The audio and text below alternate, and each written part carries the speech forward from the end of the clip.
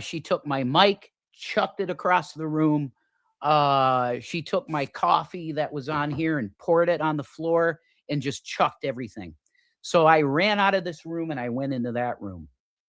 And then she came out of this room and came into that room, shut the door, and sat in front of it. She was nude. Wow. Like, okay, so she was completely naked and she was Yep, sitting on the floor blocking you from leaving the room. that's right. Wow. Uh, so there's some events that transpired in there that I'm not going to talk about. Long story short, she got out of the room. I got her up off the floor and she got out of the room.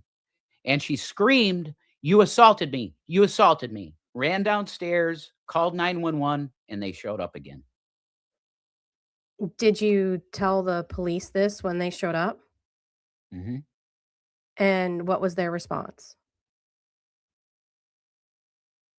The chief of police came into this room with me and said, "Look, buddy, look at this room. You're drinking. All you're doing is drinking Pepsi and smoking and stuff. You got to change your life. This is bad." And then he whispered to me. He said, "Call your uncle. Get her out now." And he Wow. walked out and then went to talk to her. And then they left. After that,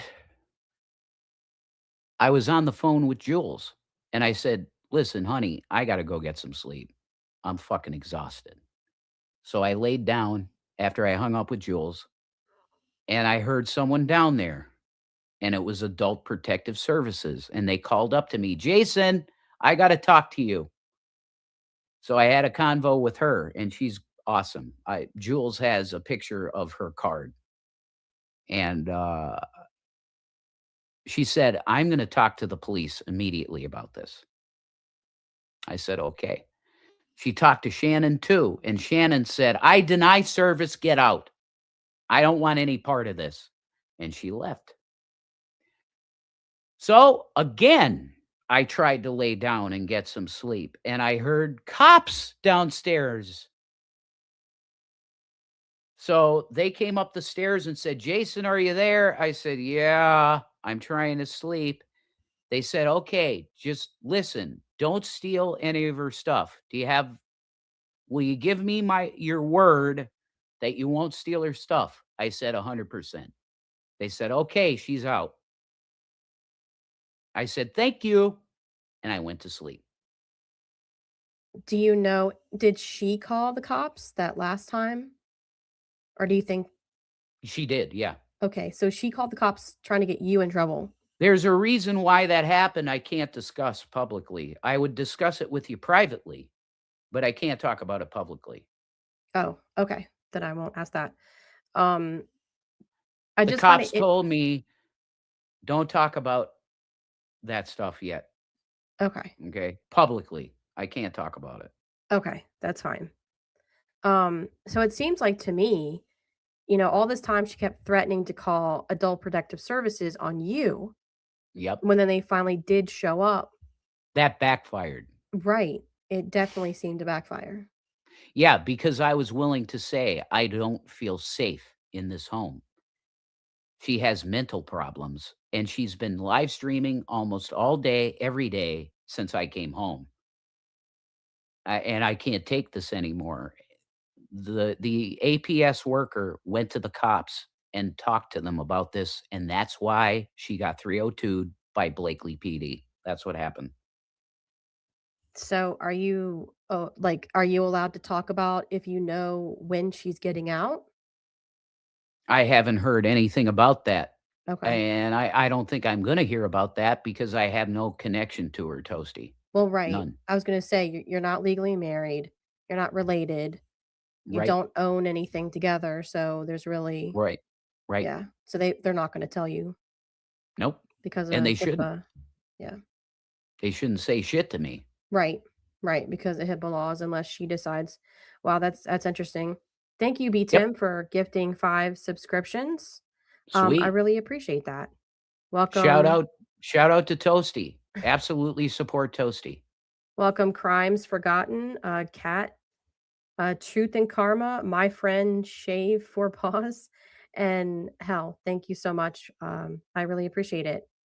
Um, so there was somebody that said something like, "Why don't you ask the hard questions?" Well, we have an audience, so ask your questions, and I'll ask him. You don't like I think With some people think, and I'm not saying that this person in the chat was doing this, but there seems to be this like thought that somehow if you talk to somebody with civility, that means that you like them or endorse what they do or say. I don't understand that. But I don't feel the need, just me I'll tell you personally. I'll tell you why they don't understand it, Toasty. You're doing a fucking show.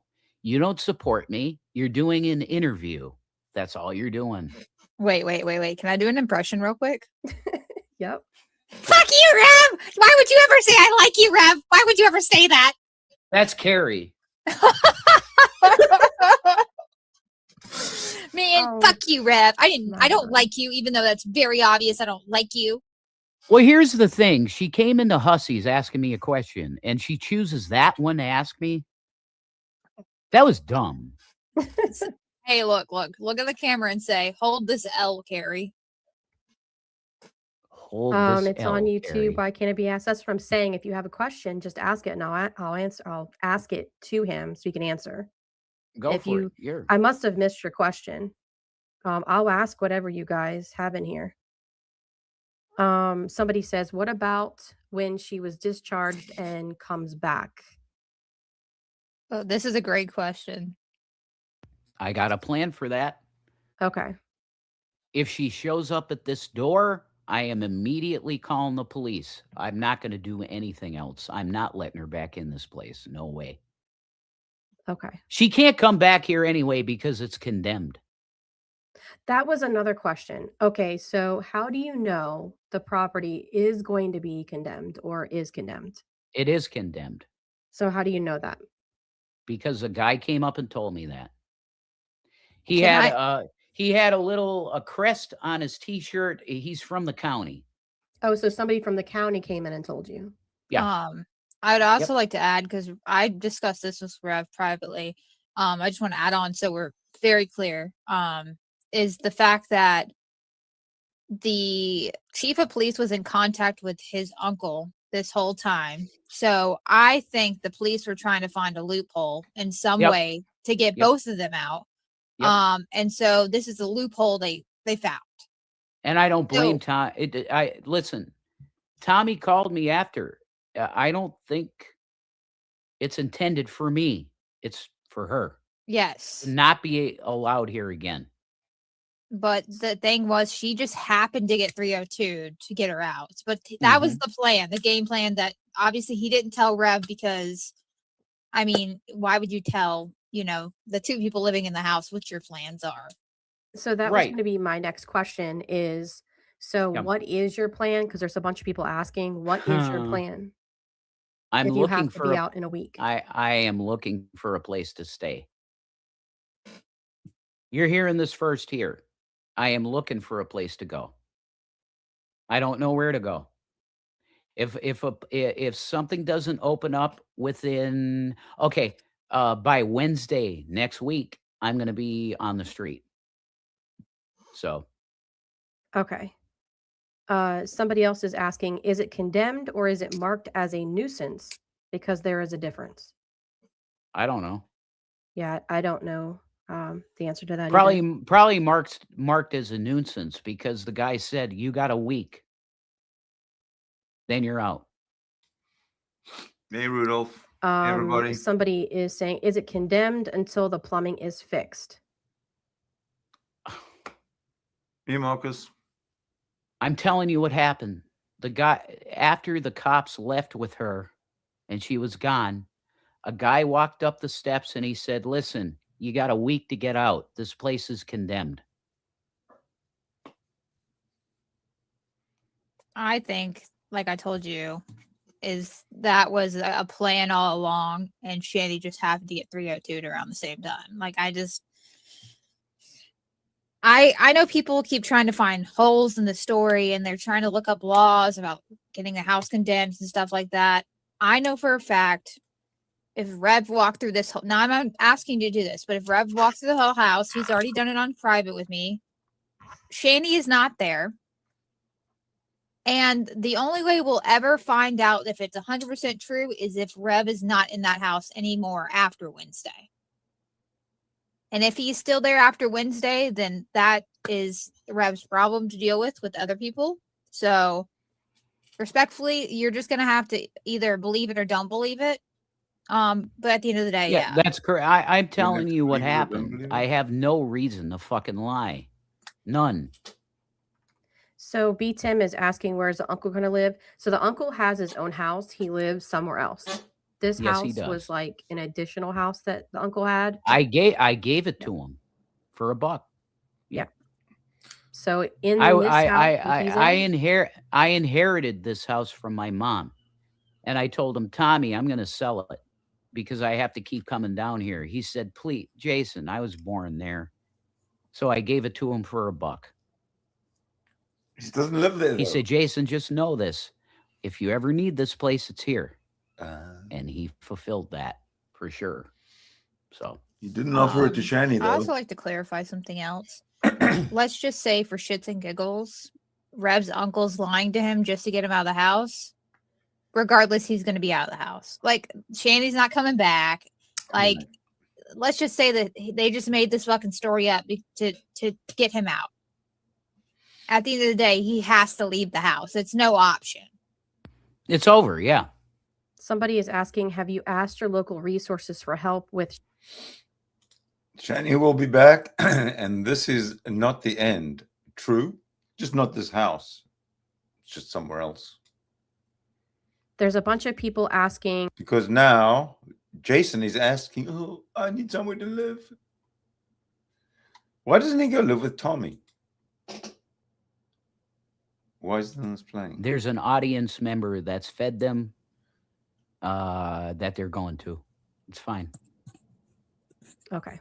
Because there was some people were kind of worried about the cats if they were going to be. It's kind a of done left. deal. They got a place to go. Okay. Cats are safe. All is good. All is good in this world. Somebody says, hey, Rev, Yami here. Have you thought of possibly asking G-Man, perhaps reconnect? No. Here's the deal with him. If he said he had 10 grand with my name on it as soon as I left Shanny. If he wants to give me that money, cool. No, I'm not going to have a friendship with him ever. He put a time limit on that, like 3 weeks or something. Internet, and I'm not going to have that. No. Also, the stuff about Hey, the Mother. questions about Shanny's stuff, I've already advised Rev to pack it all up and put it on the porch. Not throw it, not do nothing. Just try I'm not to. going to put no. Her shit is packed away in a box, and it's there, and it's going to stay there. The cops told me don't touch it. She got a week to pick it up. Okay. Yeah. And And I'm if she fine has with to that. come get her stuff, the cop has to be there. Yep, that's right. Somebody's asking, are you going to cut Shanny's phone off? Yep. We'll do Oh, it. wow. Okay. Yep. She don't need that. True. She's got an Obama phone. It's fine. Cut that shit off. She took her 2 phones, so it's fine. Okay, right. So somebody says the cop said not to touch it. Right. So if the cop said not to touch it, then Don't touch it. he shouldn't touch it. That's correct. Right. That's right. Yep. Somebody says, is Jason ever going to get a job and stop making excuses? Yes. I have a person in Norway that's literally saying, I'll pay for your plane ticket out there. I'll get you a factory job. And I'm fine with that. Oh, yeah. I'll work a factory job. Yeah. No. Norway? Norway? Do you have a passport? Ansia. No, I got to get that. He doesn't And have I his got money to ID. do it. So I'll do it. Gotta get that. Okay. Wow. So is that Period. can I ask? Period, bitch. Is that the Please. plan? Oh, we're back. Mhm. Yeah, performance art. Okay. We're back. I got some time now. I'm waiting to hear from Ezzy Oh, he's like a Von Helton. because my heart's with her. all you guys are gonna say it's a catfish, it's bullshit, it was a lie. No, it wasn't. No, it wasn't. But she got really scared about what happened, and I get that. I get that. I'm gonna give her time because I got time. Oh, do you? You got a week. Less. So people are making good points in the chat. They're saying you're not capable of going to Norway. Your criminal history and lack of education will stop that. And then somebody says that you need a birth That's certificate. not what Ansia says. Ansia lives in Norway and said she'd sponsor me and get me in there, no problem. You need a You know passport. what? Good for her. I honestly encourage that. Yeah, get Y'all the need to fuck out stop of It's being a some it's haters. it's a fucking place to go. Yeah, it's an idea. Get there and try and Nobody's get along. willing. If somebody People who out don't there speak your is language. willing to take me in, I'm for that. Norway. I do that. But if not, I'm going to Norway. Well, I don't know this person in Norway, but at least she's a real person. Like, you know who she is. Okay. I'm assuming. I Right? do. Okay. Good one, Joey. All right. If you were on YouTube more, Toasty, you'd know her. You know. Somebody says, "How do you know she's real? Have you FaceTimed with her?" I guess meaning Desi? Yeah, that's who they're talking about. Yep, I have. Yep. That doesn't sound convincing. Next question, Jason. Will you go back to rehab? Yes. Neither does that. A good one. Not a one that's a drug house, trap house, prostitution place that I get raped in. No, I'm not going to go there.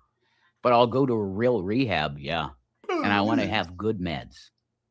No, for fuck's sake. Somebody is saying, "How do you have electricity and water in a condemned house?" They just got condemned. You answer that. I don't know. Yeah, I don't know what the laws are there. I don't know. But if I don't you know. say that somebody from the county is telling you to get out, then Damn, they're good either question. telling you to get out. No. They didn't say get out now. They said you have a week. I know, but if somebody from the county is saying the house is going to be condemned, you need to get out in the next week. Why are you sitting I mean, there? I don't. You I tell don't know me. what the laws are there. She's trying You to say tell me. she doesn't know, Rev. Yeah, I don't know. You tell me. I have no idea. I don't know. I Yeah. don't know either. I'm just thinking out loud.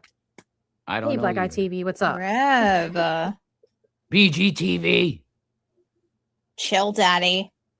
Somebody I'm says, fine, "How Jules. is Shanny going to get her crap?" Good question. I think we just That's her problem. I Right. don't care. Yeah, exactly. I was going to say that's her issue. Guess if she's The cops told me don't touch your shit, and I'm not gonna. if she's 302, she's off the line Somebody for a while. says, "Can Mhm. Rev admit that he did abuse the kids as well as Shanny did, especially if he wants to have a fresh start?" Jesus fucking Christ. No, I didn't abuse the kids. Was I a dad sometimes and said, don't do that, don't do that? Yeah. Well, were you a dad that encourages sometimes? I didn't fucking abuse the kids. No. Oh, no, not with that tone of voice. And it's in a letter from CPS that I didn't. Yeah. Popping a kid twice in the head is not abuse. I just when will Shanny be released from her 302? I think what the minimum is 3 days, 3 to 5 days. Yeah, it's like at least 72 hours. Mm-hmm. Correct. I wonder if Shanny's 3 putting days, up at such a least. performance there that she's extremely see. under the government's monitoring. It says, "Wouldn't it all be time. easier to fix your house and evict Shanny from the property than being a traveling hobo through Europe?" Fuck off. Well, Fuck off. This is a stupid fucking comment. Next question. It's a dumb, Why it's a did dumb Rev- fucking statement. Why did Rev push Watermelon off the bed and onto the floor? Because sometimes cats are in the way. Dumb question. Next. Someone asked, when's the last time you had a cheeseburger? 2 weeks ago, somebody sent me some McDonald's, and that was good. Yeah. It's good. It was good. Yeah. Hell yeah, brother. Cheeseburger from Fuck yeah. McDonald's. Fuck I need yeah. protein. Fuck Nah. yeah, bitch. Oh yeah, bitch. Oh, for fuck's sake. Okay. Oh my God, Rev. fuck me, daddy. Yes, yes, yes. The guy's Sorry. just Rev. Look at him. There's a time Guys, and someone place, just ladies my and body. gentlemen. Why are you laughing? Oh man. Okay. He's being being disgusting Yeah, I can do Being female disrespectful voices too. What do you to your want, channel. you know? What an ass, exactly, Marcus. Are you using Shanny's whoa, I just think I had a stroke. Are you using Shanny's blanket? Say it's mine now, bitches. Oh It's yeah, but mine now, bitches. No, I use this blanket because look, Told you not to touch I have a anything. bunch of fucking short blankets here. I'm not that short. So I need something to cover my fucking body to sleep. You know, I got a couple things now that are a little bit longer so I can fucking cover myself at night. He stole So, from yeah. Shanny. I'm using her fucking fluffy blanket. I am. But this is hers and she'll get it. did she free bleed on that pink blanket? No. Okay. Look, it doesn't smell anything weird. So, Okay. Yeah. Oh my God. but I'll put it on the fucking floor just in case. Do you have a? Okay, that reminds me. Somebody's saying, "Wash that shit." Do you have a working washer and dryer there? I got a working washer, not dryer. The dryer's broke, but that's okay. Okay. Well, watch the fucking thing. It's okay. No big deal. Dry it You can inside. hang it up Mhm. to dry. Mm-hmm. When are the cats going to be rehomed? Whenever the person picks them up. Very soon. Yep. Okay. Very soon. He's a good guy. So. Thank you, Reaper That's your Tamanik. comment. I appreciate you becoming a supporter. Thank you so much. I fully endorse supporting Toasty. Pink Yep. blanket. BGTV asked, are you drinking natural ice? I am. I He said, am. Jesus Christ. I am. Hell that yeah, stuff? brother. Oh my God. It's a Yeah. beer or And Rare. Shanny's like, he's a fucking abusive, horrible drunk. No, I'm not. is that alcohol Not or under normal circumstances. I'm not. I'm a happy drunk. Do you think you feel like your anxiety has gone down a lot? Mm-hmm. I'm free. I don't have to worry about opening this door It's and beer? going, oh, there's going to be a fucking land whale screaming at me. He's a drunk right now. I That's mean, over. he's gone I'm back. free here. Yeah, he's gone back to being the drunk he was before he met Shanny. Yep. He's filthy, isn't he?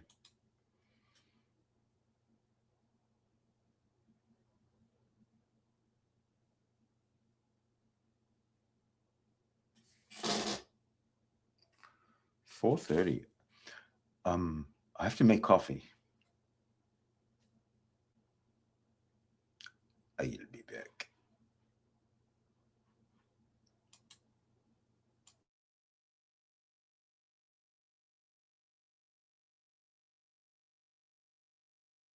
Her sofa outside.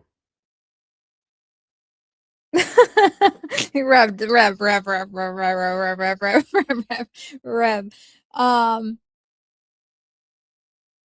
Yeah. Did you Go really ahead. there's a question. Did you really dislike Shanny constant streaming?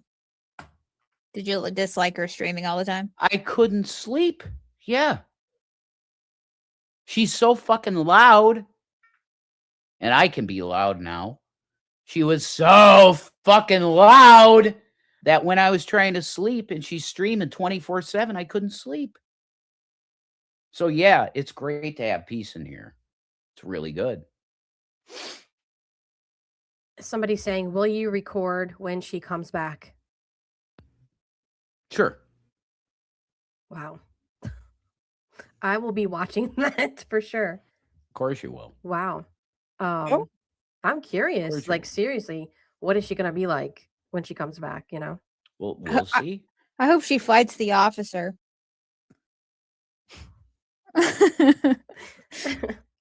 Well, I'm going to tell you this.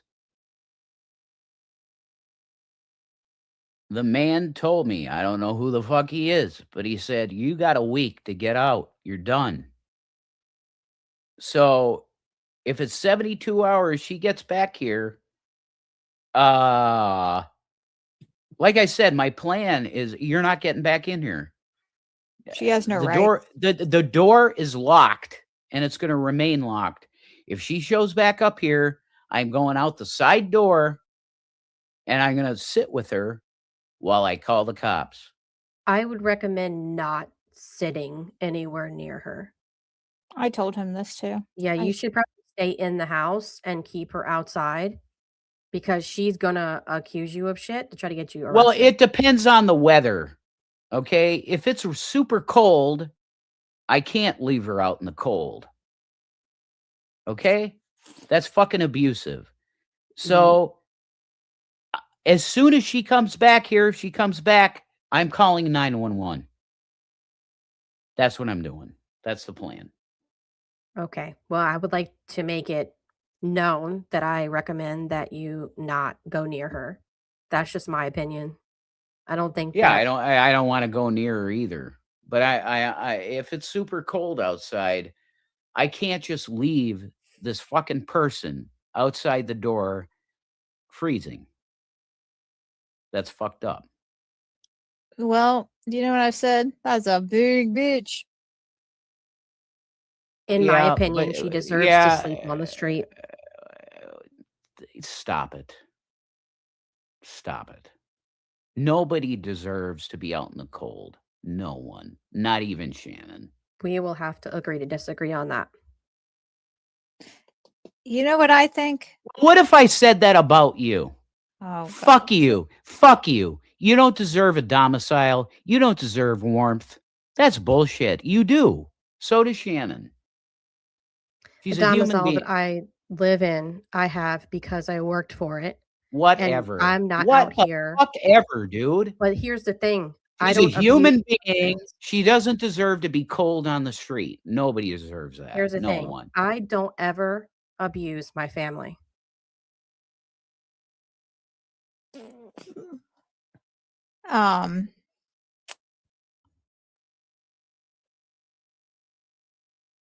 Okay, yeah, I knew that was gonna happen. You're gonna lose me fast with that bullshit. Okay, Rev. What this woman at least deserves warmth because she's a human being.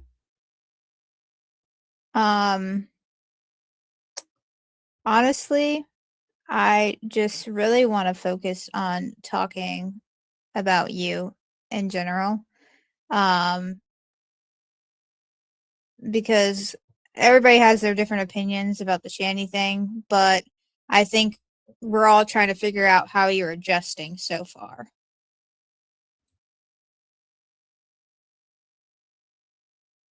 I'm fine. I'm fine. Yeah.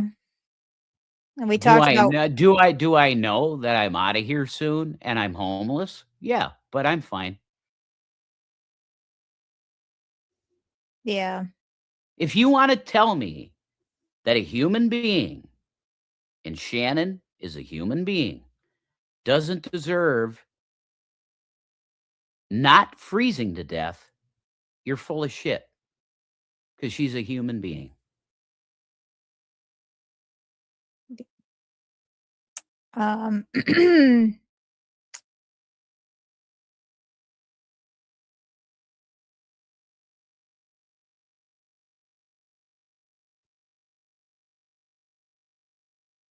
Yeah, I mean, I honestly assume they're gonna probably set her up in a shelter anyways.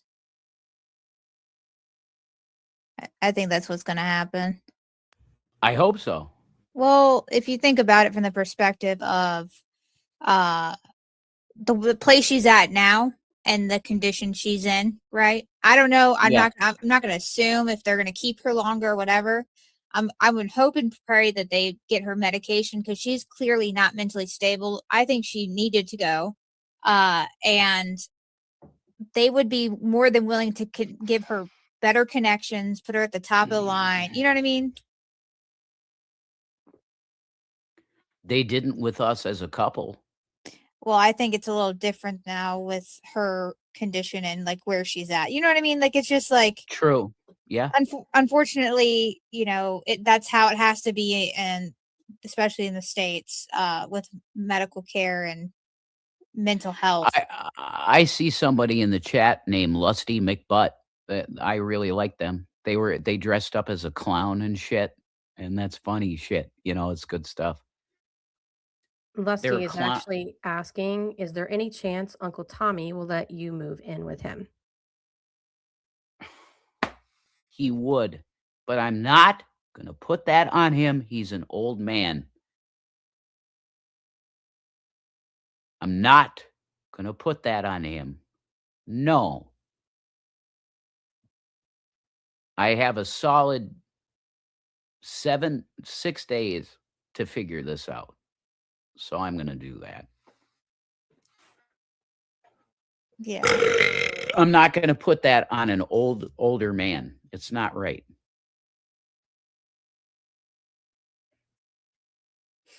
Yeah. Period. Perry Queen. Period. I gotta get dressed up soon. Yeah. I do. Yeah. I gotta get pretty. At least you can take a shower now and not worry about the Kool-Aid man, barging in. Right? The Kool-Aid man, exactly. Yeah, Not that's the it. Kool-Aid man. The Kool-Aid man running in the room. Kool-Aid man, hello, I'm here. And I'm like, Jesus fucking Christ, get away from me, man. She did that to me in Grandma's room, and she's like, well, here I am. I'm like, what the fuck? Get away from me. You're a fucking psycho. I wish I could tell the whole story of what happened in Grandma's room, but I can't tell it. I can't. I'll tell it Maybe. privately. Maybe down the line when, everything's sorted out and the past is behind us and Rev is on his own and things are looking up. Well, we both have harassment charges, so Yes. I have to be careful. Yes, that is also, if people didn't know that, they did get like a ticket, a citation. Both of them did against each other? I hear something. I hear like are you on your bed, baby girl? Oh. No. I'm Okay. not. It's my chair. Well, She has that's a hot very enough. loud chair. I have a very loud chair, sorry. Okay. All right. Oh, yeah. Your chair could be my lap, Jules. I'm just saying, So Ooh, Isolationist feisty. says, for Jason, glad you can move on. I have to. Shanny decided when Will cut contact that she's dead. Fine, you're dead then. You don't want to live no more. Fine, you're dead. I can't help you anymore. Shannon, I can't. I really want to talk to Chris, her ex. I want to talk to him.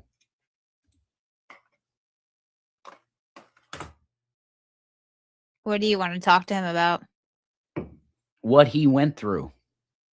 He was with her almost 7 years. I've been with her almost 8 years. I want to compare notes. Oh my God, that'd be a crazy meetup. Oh, yeah. I do a live stream with him on his channel because, he needs some subs. I give don't him think that subs. he's online anymore like that. I haven't seen him around. Chafee the Odd. Odd Irrelevancy. That's his channel. I'm going to look him up, man, right now, actually. Let's look him up. Uh, oh. Shout out to G Man. You know, God Do you bless you, ever miss Carrie. G-Man? I do. He was a fun friend.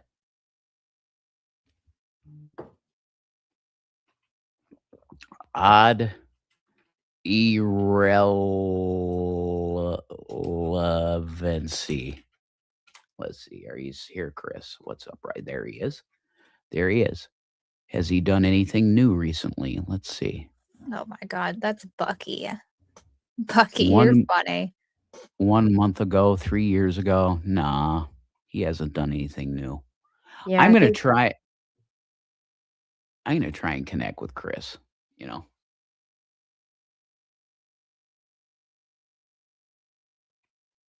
he did a several leave. part interview on the Grid. Somebody said leave Chris alone. Fine, I will, but I'm gonna track his activity and see what he's up to. You know, I like Chris. I always like Chris. He's cool. He's funny. You know.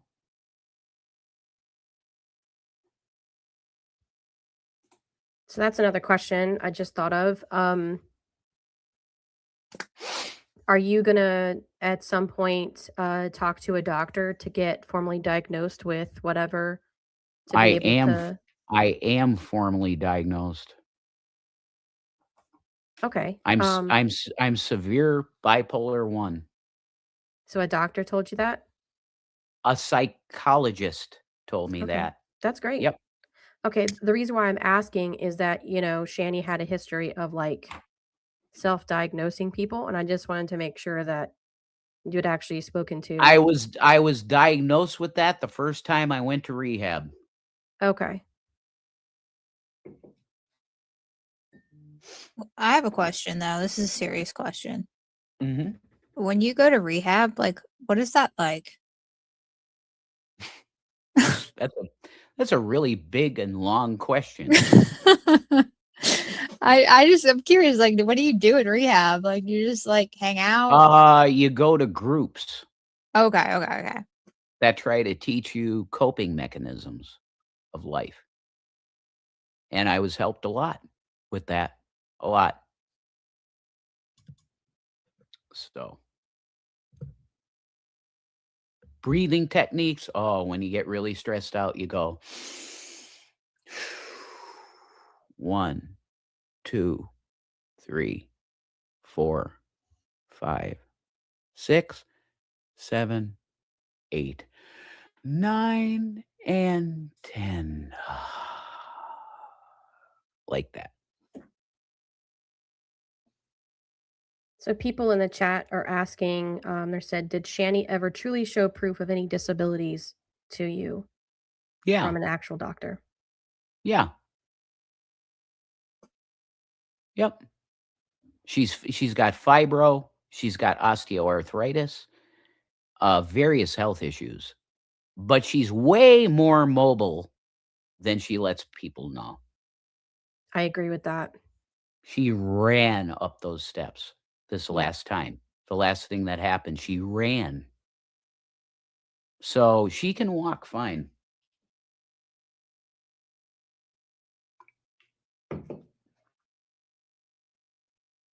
It makes me wonder if the reason why she did not get a wheelchair, why they told her no, was because they probably said, "Here's a walker, you need to Correct. start walking around, and when you Correct. lose weight, you'll gain mobility." Correct. Yeah, Yep. that's what I figured. You're right.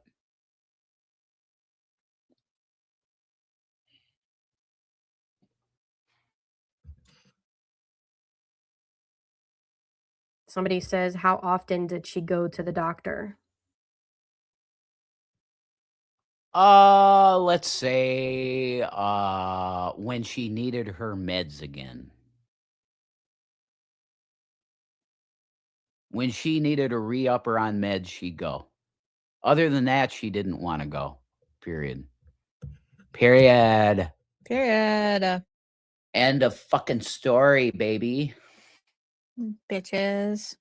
Mm-hmm.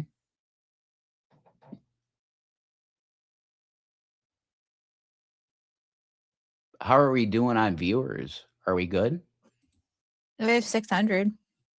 Wow, fuck. That's Wow. good. Wow. Good. Honestly, though, I just, I think that I'm going to say this, and Rev, I don't need you to comment on it. Okay. Okay. I know that there are, I'm not going to mention names either. I know there's other people watching and talking about us right now in this interview and saying we are basically holding Rev's hand and not holding him accountable for anything, which Toasty has been a little bit way more, No, straightforward. go ahead. Ask the tough questions and I'll answer them. And Rev is going to have his answers. We can't force him to think the way that y'all wanted him to think at the end of the day. So I think it's bullshit that we even have to sit here and argue about the dumbest shit ever when we, Toasty, are asking the tough questions at the end of the day. Holy fuck, that's hilarious. I see a comment that says Carrie is Shanny 2.0. That's true.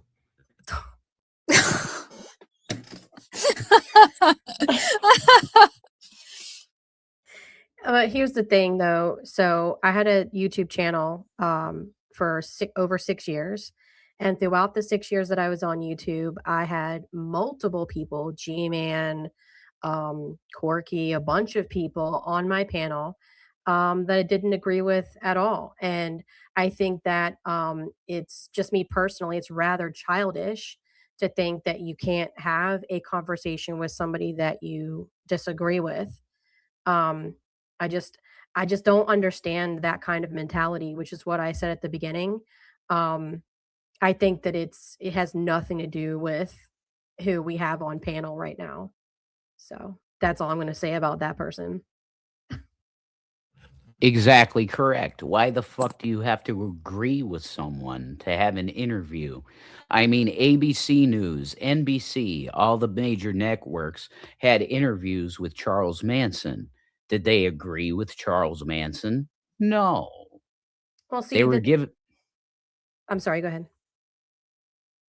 yeah, that's my point. You don't agree with me. No. I've been an asshole through the fucking years.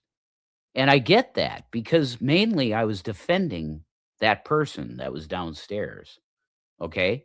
So and also the thing with Zach, I get it. You hate me, then hate me. I can be Jesus Christ today and the devil tomorrow. Sure.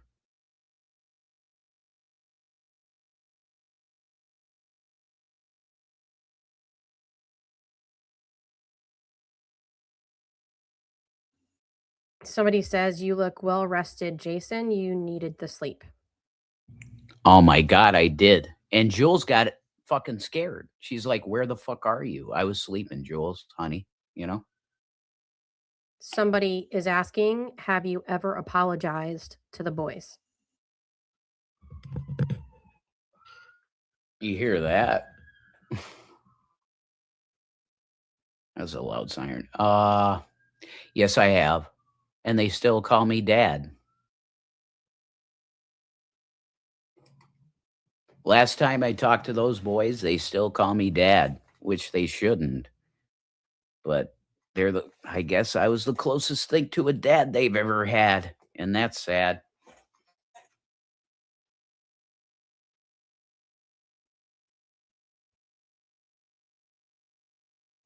Thank you, MS or Miss Moonbear.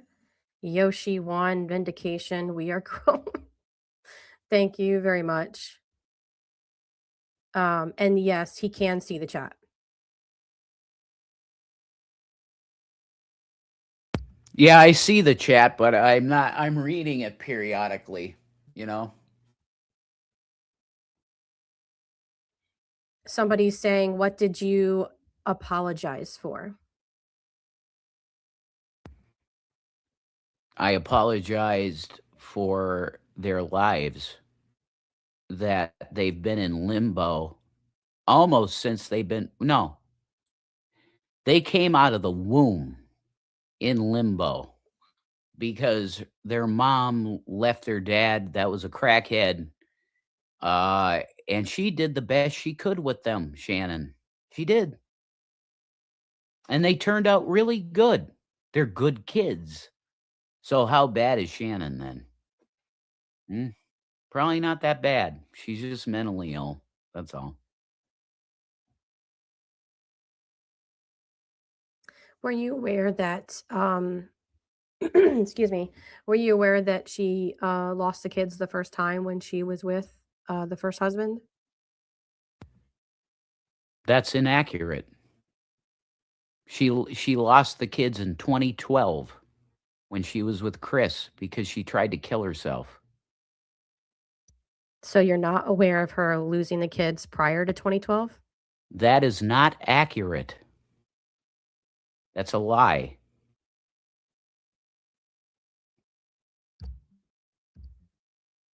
If you want accuracy, you got me here. Well, that's why I was asking the questions, if you were aware of it or not. She did not lose the kids prior to 2012. That's a lie.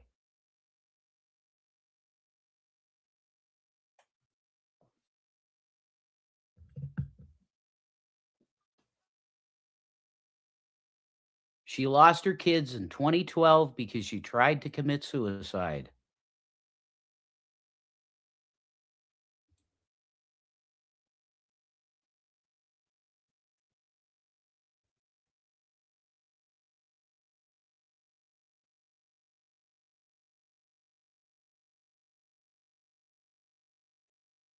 Have you spoken to your uncle since Shanny was 302'd?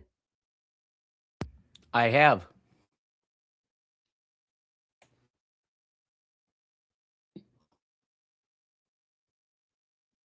He told me I'm here for you. Just keep me up to date. What's going on in your personal life? That's what he said.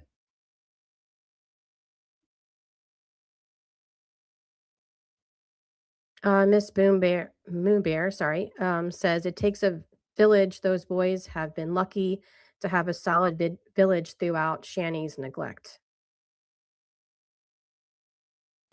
That's bullshit. All they had was Shannon. She was a good mother to them. So stop with the fucking bullshit slander. She was a good mother.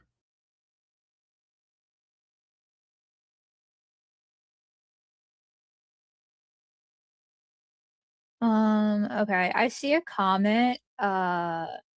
People keep doubting the fact that Shanny's not there. Shanny is not there. I don't know how much more proof y'all want to see.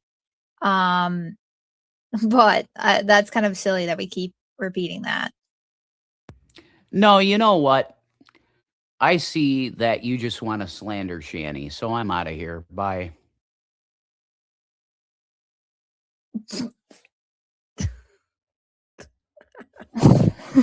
That lasted way longer than I thought it was going to. Yeah. Wow. Oh, Jesus Christ. Guys, Okay. you know, we tried.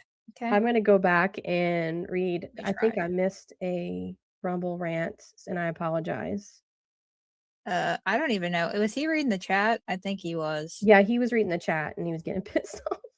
Yeah. Oh my god. Someone says Jules needs to control her man. My man. Yikes. Y'all are crazy.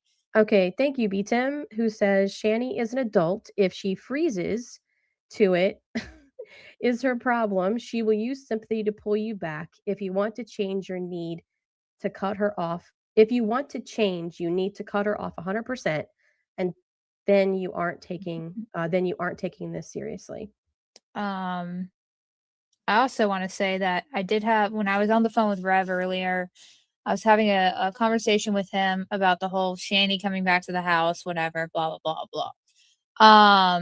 I told him that if she showed up at the front door, he needs to call the police. She should not be allowed in that house. Right. If she needs to get her stuff, then the police can come in and with her, gather her stuff, and get the fuck out.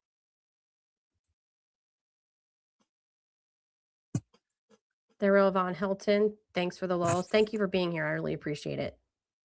So you never know how this is going to go when you do things like this. So you just kind of, the way that I've always operated with this is I just ask questions from the chat, ask questions that pop up in my head, and then however they respond is however they respond. And you just kind of give them space to talk and to respond.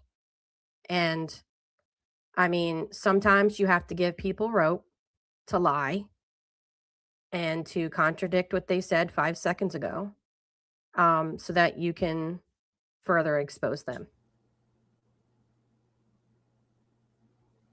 But yeah, I mean, just the idea that somehow, like even Chris, I mean, the whole reason why Chris married Shanny was to help her get her kids back. So Correct. this idea that somehow she hasn't lost her kids prior to the breakup of her and Chris is Not true. that doesn't make any sense. And the truth is, she did lose her children when she was with Doug. Her and Doug were doing drugs, and it wasn't crack, it was meth. And the mother-in-law, Doug's mom, who was battling cancer and lived in the same trailer, the mother-in-law is the one who called CPS. And that was the first time that she lost her children, is when they were still in diapers. So I don't understand. It's like 1 minute he just repeats everything that she has brainwashed him into thinking, and the next minute says, oh, well, we're done, I don't want to ever see her again, etc. I personally can't seem to wrap my brain around that. I don't know about you, but I can't. I don't understand that. Because he's I mean, quite frankly, he's going to put himself in danger if she gets out and goes there before he moves out, because she's just going to use the opportunity to either assault him or accuse him of assaulting her, or both. That's just, to me, that's exactly what she is going to do, because she's going to be furious, like raging when she gets out. And she's going to take it out on him because he's physically there for her to grab. Thank you, Davy Jones. He was so nice to Jules and so mad at Toasty. Yeah, there's a number of reasons for that. Hold on, Jenny. Let me just definitely a number of reasons for that. Okay. Okay, so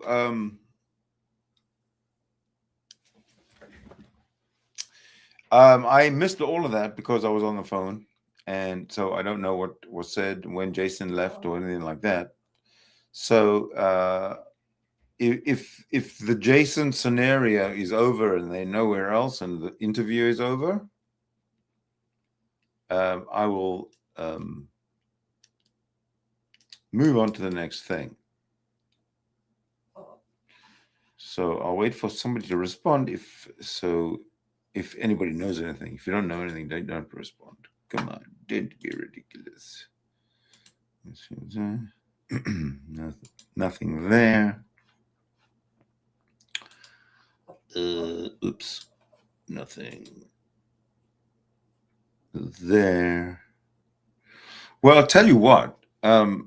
Let's switch over to Iran Watch, because the Atheist Republic, who I watch, I really like that channel.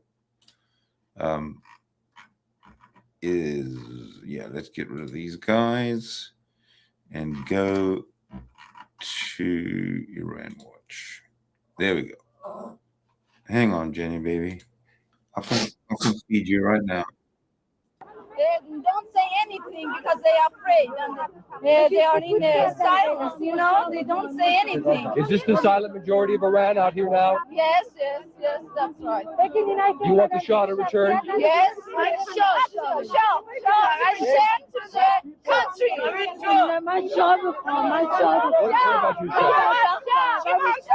من شام خور من شام خور من شام خور ببیشون من شام خور من شام. Why do you want the Shah? Why does she want the Shah? چرا؟ برای اینکه عوامی یا ما رو بیچاره می‌کنه. امنیت نداره. امنیت نداره. خونم رو غارت کرده. زندگی داریم باید ما بدیم. دیگه شاه رفتش ما بربخت شدیم دیگه. ریختن تو خونه ما ما رو شاهد خودشون خود شما اینا رو همه رو بیرون. ما شاه می‌خوایم ما بیچاره این شادی سلام کشتنش حلاله. کجای قرآن گفته؟ These are the few minority people who spoke out, and there were too few of them when there were not enough Iranians came out to Yeah. protect their king. These were the silent majority. So a few people from the silent majority came out, but not enough. Not enough. Yes. The silent majority stayed home. So while you Yes. literally had Iranians, they were crying, they were begging, they were saying, "We want the Shah. We want the." This is 1979, guys. 1979. We want the Shah. The Western media instead, they supported the Islamic terrorists. Jimmy Carter and the Democrats supported the Islamic terrorists. But now, 47 years later, things have changed.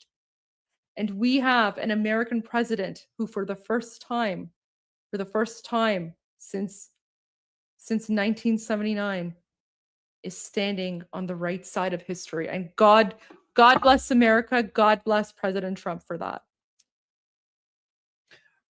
The only issue is that the father of the crown prince today, when he died, one of the last things that he said is that the Iranian people were silent when I needed them, right? So, and he's not experiencing this day today to see that the Iranian people eventually came out and are shouting Javid Shah, because he felt that when he died, he felt that the Iranian people abandoned him and they didn't come to his defense. And it just really makes me sad that he never saw that. He will never know that one day the Iranian people returned to Pahlavi, and even though they didn't support him at the moment that he needed them, at least his son is now the name of his son is being called out in the streets of Iran today. And more people are now saying Javid Shah than when he was alive. More people in Iran are saying Javid Shah than when Mohammad Reza Shah was alive. And I just regret that he will never see that he never sees. I wish I had that video ready when he actually looks at the TV and he sees that the Iranian people. Do you have that? I don't have it. You know what? I don't have it, but why don't you go find it? I'm happy to speak about something. So, okay. So while Armin goes and finds that video, I'm going to play the Trump song. This is a song that was written and performed by an Iranian singer named Barbod, and he is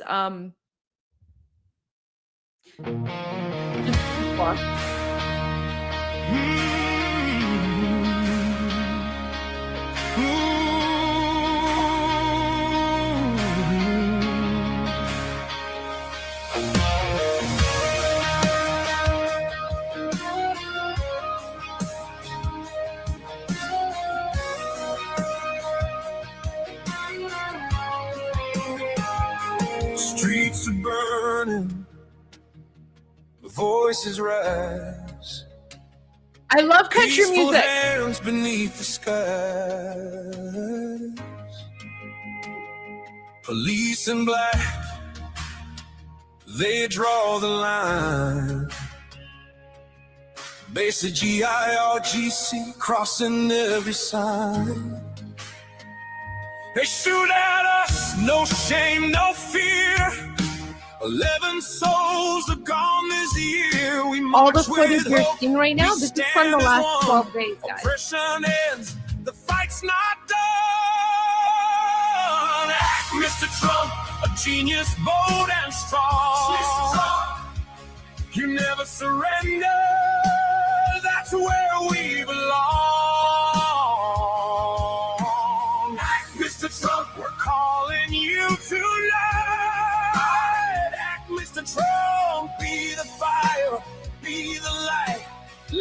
it loaded, you said it loud. Hear the cries, hear the crowd.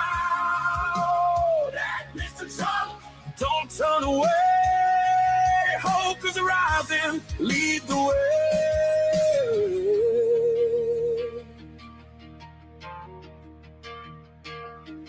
We don't ask for war or change, just freedom breaking. They beat us down, they steal our breath.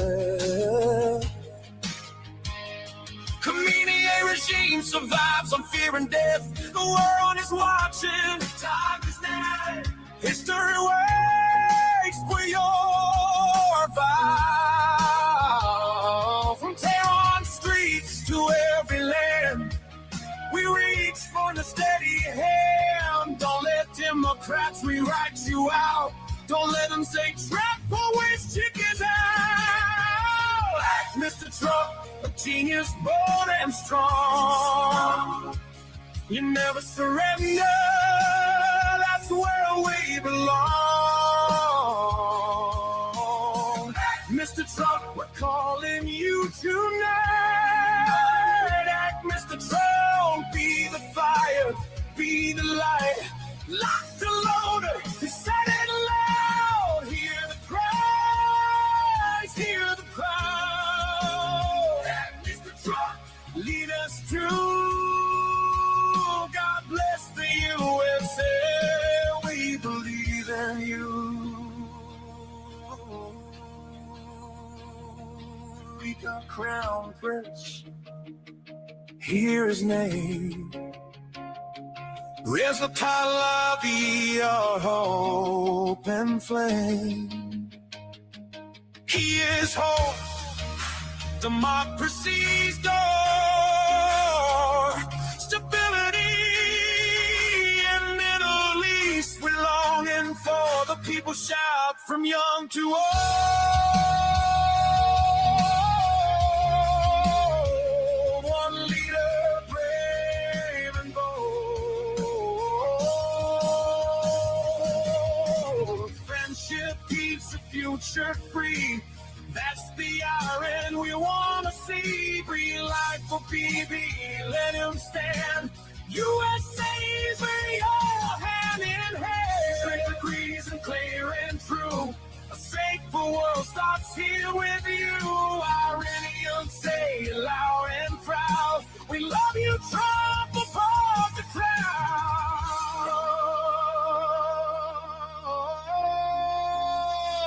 A genius mind,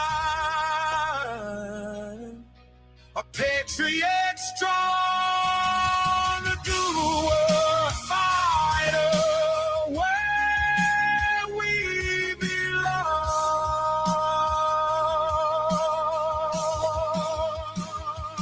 belong. Mr. Trump, history calls your name. Mr. Trump, light the flame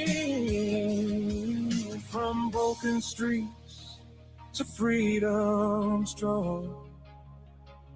The new dawn comes when red,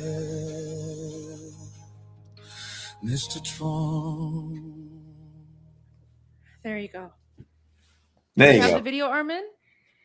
Yes, I actually found it. Okay, perfect. So- So let's pull that up. Okay, so let me give the context for this video. This is because a lot of Iranians feel really sad when they realize that the Iranians abandoned their king and then they let the Islamic Revolution happen. And one of his last words was like, the Iranian people were silent. Most of them were silent. The silent majority just remained silent and they didn't speak on his defense. And he died thinking that the Iranian people abandoned him, or the history is going to remember him as this evil tyrant dictator, even though he dedicated his entire life to serving the Iranian people and trying every single second of his life to improve their lives. He cared for the Iranian people so much, sometimes too much. and such a kind man. He was our father. He was the father of Iran, and we just abandoned him when he needed us the most. Even though he gave everything for us, we when he needed us, we just abandoned him. And a lot of Iranian people feel really, really sad realizing that he died, not knowing that Iranian people are now in love with him more than Okay, ever well, before. all So they're this doing is this glorifying. video is made because a lot of people wish that he could just see one Yeah, they're just glorifying Iran right now.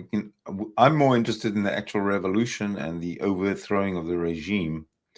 So let's go back to what are we doing here? Let's go back here. Listen to Toasty. That is abuse. You don't have to give them a black eye for it to be abuse.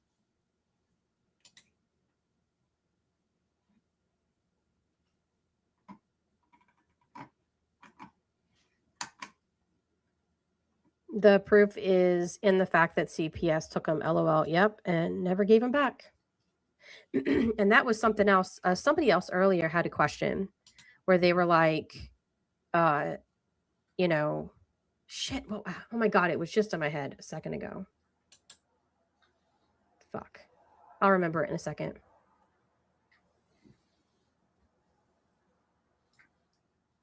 A tenant in PA is 15 to 30 days. Well, I don't know if they would be considered a tenant because they never paid rent. They were almost like a guest. They were like a guest. They weren't technically a tenant.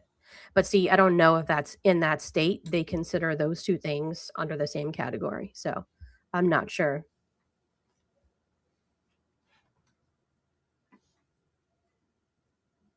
CPS wants to keep the family together. They want reunification. Thank you. I thank you for that because I just remember what I was going to say a second ago.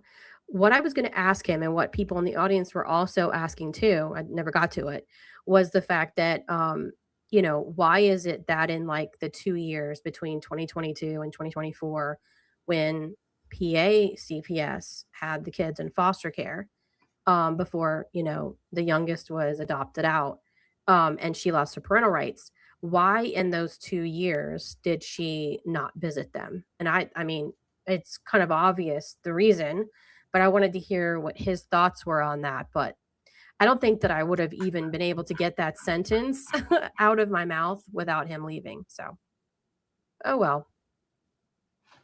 Oh well. Thank you, Rowena. My question for Jason: what's the biggest lie you covered for Shanny? But I guess it was answered about the boys being abused by both of them. It seems so. That's a pretty big lie. That is a lie. Because I was like, you literally went to jail. So did they send you to jail for something else? Like, I can read. I read the report. It was very clear. And in previous videos, Rev has admitted to getting physical with them. So I don't understand. Like, why not just own it? Right.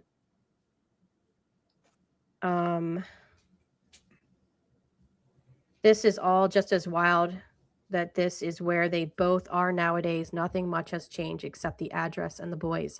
Yep, pretty much. And I'm for real. Like, I'm very much on the fence.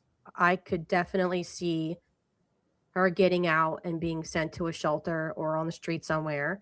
Same with him, to a male shelter or on the street somewhere, or somebody gives them a couch or something to sleep on in their living room. Or I can just as easily see her coming back and then all of a sudden they do a strain together and they're like, we've forgiven each other. I mean, I could totally see it going both ways. I see that. Except that they've got a week. And I suspect that in a week, there's going to be signs and fences and whatnot starting to be put up by the city or whoever has started the condemnation process.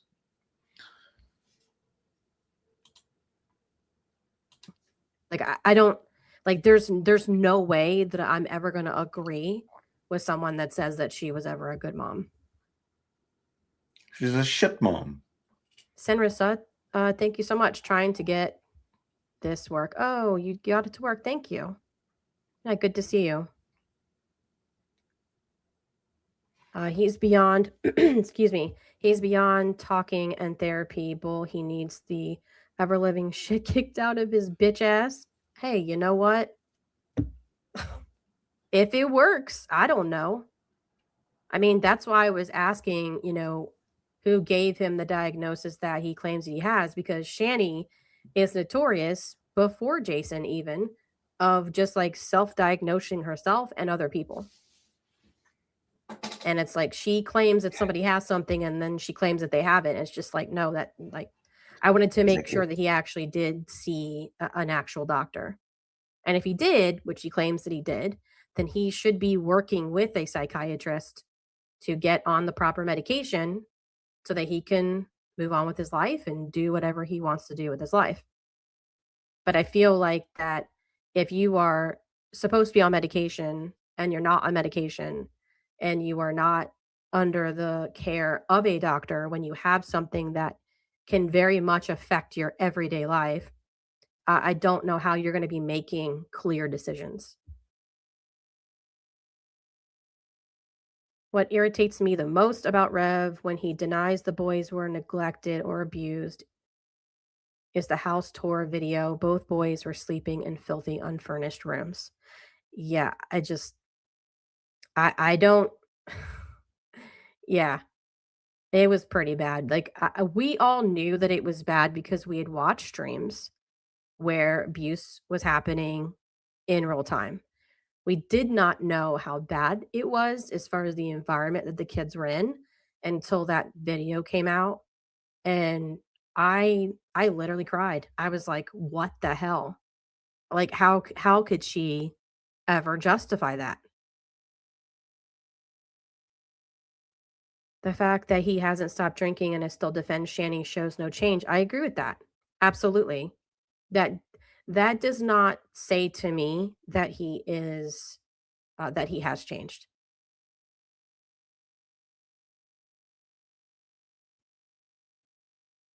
He pours salt in the wounds of her regularly, but does it such a covert way. It's not even detectable to the untrained eye. To me, it seems pretty obvious. Um, what? Rev said you were on the phone with him while he had him trapped? No, I didn't. I was asleep. I wasn't even on there. Did you get any footage of that? I have no idea. I don't know who he was on the phone with. Rev doesn't know how to change because he is also a narcissist.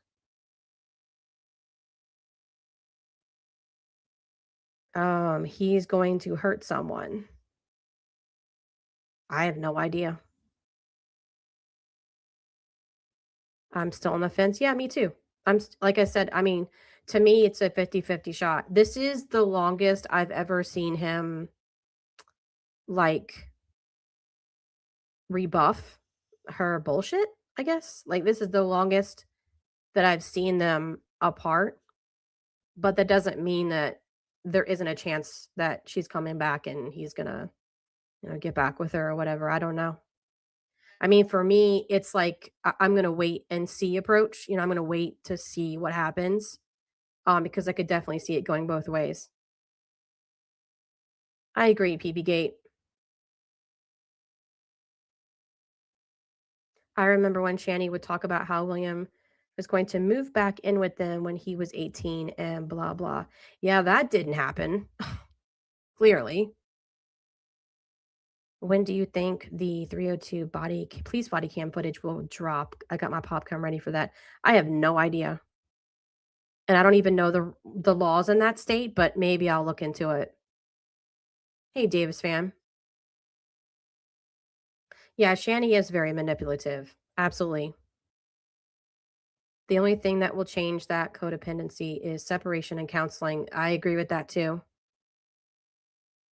Where did she go? I'm assuming a mental institution, a mental health facility. That would be my guess. Because a 302 is an involuntary hold. So whether she likes it or not, she's going. And they get to hold her for, I think it's like at least 72 hours, but they could hold her as long as 5 days, I think. Well, she got a week to get his shit. Honestly, who the hell knows? What I'm disappointed was the cops saying they've been seeing the streams and yet it continued for as long as it did. Yeah, that was definitely problematic for me too, because I'm like, he's literally explaining and it's showing on how she is sexually harassing him and trying to SA him, and yet the police are just like, you guys need to stop calling us. I was like, wow. I wonder if it would be different if the roles were reversed, if it was the guy who was constantly sexually harassing the woman in the house. I wonder if I would hope, it's fucked up, but it just, I was like, wow, that's not good. So Toasty's claiming that Shanny was sexually harassing Jason in the house. Well, the clip that I saw when Shanny was jiggling her jiggly bits in front of Jason's face, and he said, no, I don't consent. I don't consent. I didn't see him get up and run away. He's perfectly capable of getting up and moving away. Running away as fast as possible. He can do that, but I didn't see that. So that to me is not assault. That's just performance art. But that's just me, right? I wonder if it's because they have dealt with Shanny and Rev so long, they kind of see through their bullshit. Maybe I'm sure, like, you think about it, they've been in PA since what, 2021? So that we're talking 4 years or almost 4 years. In the same place? A lot of bullshit. Yeah. And it seemed like as the years went on, the cops being called was a more and more regular occurrence. I'm sure they were absolutely sick of them.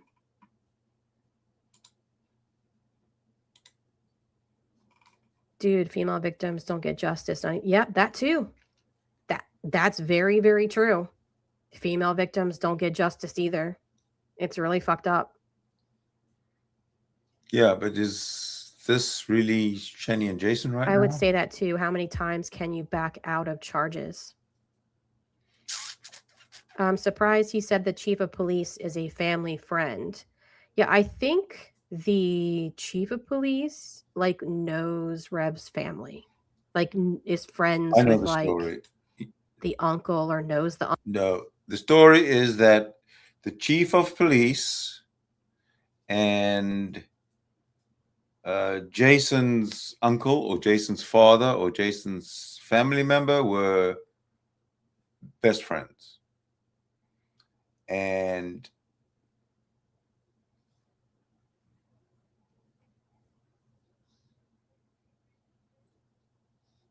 no, I've got the story wrong. It's the father. I don't know the story. I thought I did. Embarrassed I am, but we shall carry on. Together in the same town and all that too. So,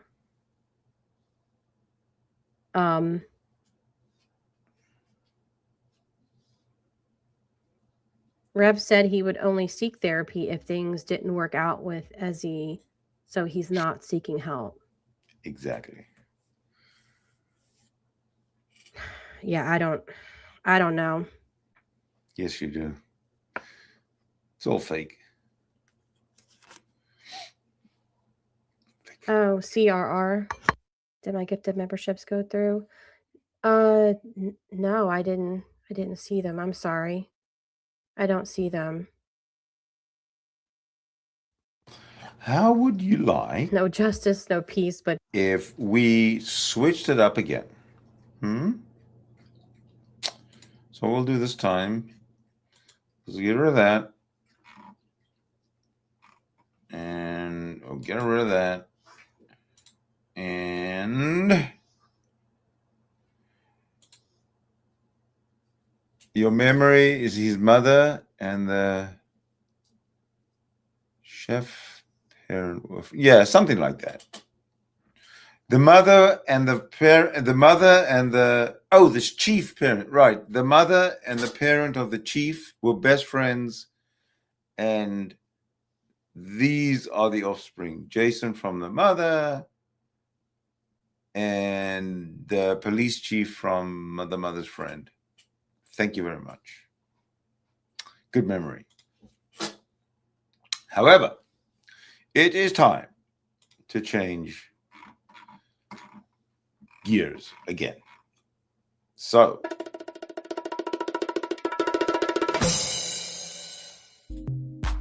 give me a moment. All right, so give me 10 seconds and we shall change. Find 10 seconds. There we go.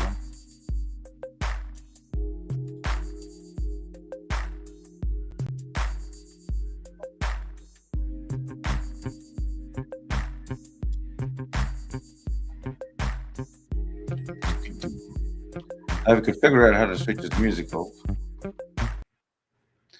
we could get into it. So here we have this guy. He's America's village idiot. He earns $5 for this from Toby Michael, because this is a stalking video according to Toby Michael, and according to Toby Michael, I make stalking videos, and Toby Michael will give just to get back at me. He'll give $5 to Von Helton for every stalking video I make of Von Helton. So in a way, I'm actually quite philanthropic,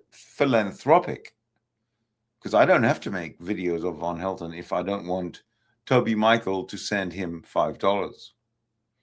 So without further ado, don't forget, I can do this. Let's continue. Let us continue. Oh, come on, Sydney. Why are you taking up the whole screen? Don't be ridiculous. There you go. 24, a series of drones, I guess you could use the word attack. Even though nothing was damaged, but it was a series of drones that caused Wright-Patterson Air Force Base to shut down its airspace for a period of time. And this is one of the things that slipped through the cracks on me, because I've addressed this drone thing back when it initially happened. And I'll remind everyone, for those of you who don't know what I'm talking about, there was drones that literally assaulted people in New Jersey. It scared the shit out of them, basically. No, you're not going to photobomb my video. But anyways, series of drones. We're calling them drones because we don't know. But a series of drones caused the people in New Jersey to literally go screaming in terror. So now, obviously, this is not a drone you're going to be able to buy at Walmart, right? And obviously, drones that can cause Wright-Pat a lot of concern are not going to be drones you're going to buy at Walmart. So obviously, these are drones from some other source, all right? So here's the thing. Back then, I told him, I said, now listen, if you don't put away your toys, I'm going to put them away for you because you're terrifying the people in New Jersey. Who was he talking to? Did he say who he was talking to? I honestly didn't catch it, who he was talking to. I hope he mentions it again, who he was talking to, because I don't know. Just looking at this man just gives me the creepies. Which they were. And they complied and put them away. Now, the problem is that, like I said, 2024 happens, and Wright-Pat, it got so bad, Wright-Pat had to shut down its airspace. So I guess it's time for me to reiterate my warning. Okay, I don't need that much heat. Lord have mercy. That heater's cranking out today. Let's be abundantly clear about this drone thing, okay? When you're terrifying people and when you're causing our military to shut down their airspace, that's not being friendly. That's being problem. Now, as far as Ray Pat, my understanding is that no harm was done. Ray Pat. And it looked like maybe you were just there to observe. Okay, well, technically you're not supposed to be in their airspace anyway, but whatever. The point is, though, yeah, put your drones away, put your toys away, because otherwise I will put them away for you. Ooh, that's a threat. I'm sorry. That is a threat. Put your drones away, or I will put them away for you. Why is everything messed up? Sorry, give me a sec here to fix it. There we go. Put your drones away, or I will put them away for you. Threat. Domestic terrorist von Helton has made a threat. And I've already proven that I can do that. So let's not mince words here. Ooh, so scary. Scaring the shit out of people is not funny. That is not funny. People of New Jersey were literally terrified at what they saw. Okay. And I can't allow that to continue, obviously. Oh, obviously. So, even though I may be living in my car, that does not shorten my ability to defend the United States against all enemies, foreign and domestic, which I swore an oath to do, not once, not twice, but 5 different occasions. What a hero. And every time I said that oath, I meant every fucking word of it. And if you're scaring the shit out of people in New Jersey, or you're shutting down our airspace for any reason, even though you might mean well, let's not be doing that. Okay, let's not be doing that. That's not a good thing. That's a bad thing.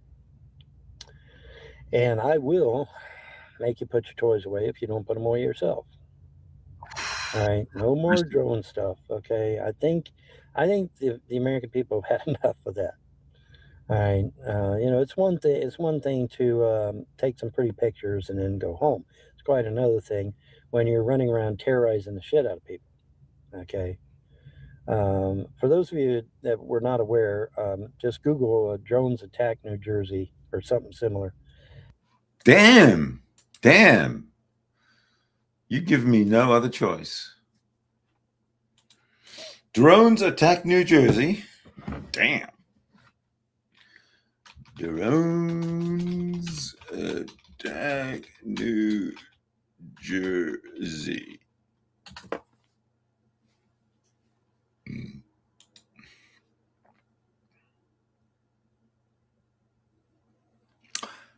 Ready? In late 2024 and early 2025, New Jersey and other Northeast states experienced a wave of mysterious drone sightings. However, as of January 2026, there has been no attack or offensive strike reported. Federal and state officials have consistently stated that the sightings posed no threat to public safety. There's some key details here. Witnesses reported dozens of drones, some up to 6 feet in diameter, flying in coordinated patterns or hovering near sensitive sites. Government stance. The White House and Department of Homeland Security concluded in early 2025 that the drones were not the enemy and included a mix of authorized, commercial, hobbyist, and law enforcement aircraft. Ta-da! Investigation. The FBI, FAA, and New Jersey State Police investigated the incidents. While some sightings were attributed to misidentified stars or conventional aircraft, officials admitted frustration over the difficulty in identifying all operators. Flight restrictions. To manage the situation, the FAA implemented temporary drone bans in nearly 24 New Jersey towns and parts of New York City through mid-January 2025. 1 more week to go. So, Von Helton, I did Google it. You're wrong. Again, I'm not surprised. Carry on. And you'll get all kinds of horror stories about how these people were literally terrified Hi, Lulu. at some of the things they personally witnessed. Like I said, you're not getting these drones at Walmart. Okay, no, definitely not. So, anyways, so once again, I must reiterate my warning: put your toys away, or I will put them away for you. Absolutely, I will. And I am not playing. You guys know I have that ability. So let's not piss around here, okay? But Okay, who believes him? Who's scared? Who's terrorized? Who is in fear? And who will put their toys away? Because if you don't, Von Helton will make you put your toys away. After all, he's done it before, 5 times. So if you know it's good for you, go put your toys away. toys away. You're scaring people. And you're making some people angry. And let's not be doing that. No. Okay. You want to put a drone over my car? Fine. That I don't mind. Put a drone on my car all you want. But let's not be scaring people, and let's not be getting our airspace shut down. See, people need to be able to fly from A to B, and if these drones are in the air, they're obviously blocking our air lanes, and we can't have that. Okay. Anyways, just thought I'd get on here and reiterate something that I thought had already been dealt with, but we'll see, because if they need to be put away, like one guy, according to eyewitnesses, one guy sent his drone up to try and get a positive ID on the drones, and all of a sudden his drone lost complete power and fell to earth. I don't know if it was destroyed or damaged, but it fell to earth with zero power. They literally sucked the power out of it. Now, you're not going to buy a drone that can do that at Walmart. Okay? These are not Walmart drones, because that's what I hear. Oh, well, they were just drones bought from Walmart. The Frost bought a bunch of drones from Walmart.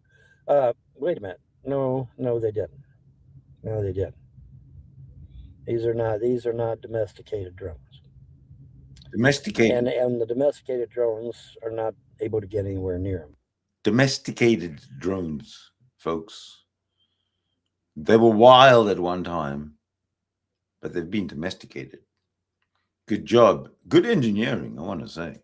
So, anyways, that's going to do it for me. I just thought I'd reiterate something that I thought had been dealt with, but apparently not.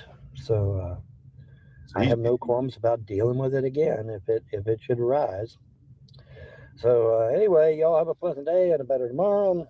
Don't forget to like, rate, share, subscribe, donate, pontificate, because your donations and gifts of love keep me going through these trying times. Hasta la vista, baby. Baby.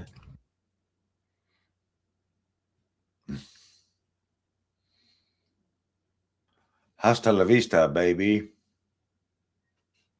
Right. Where should we go to next? So where should we go to next? I know they're filthy, those hands, aren't they?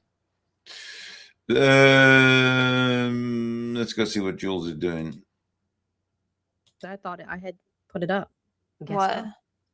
The baby carrot song.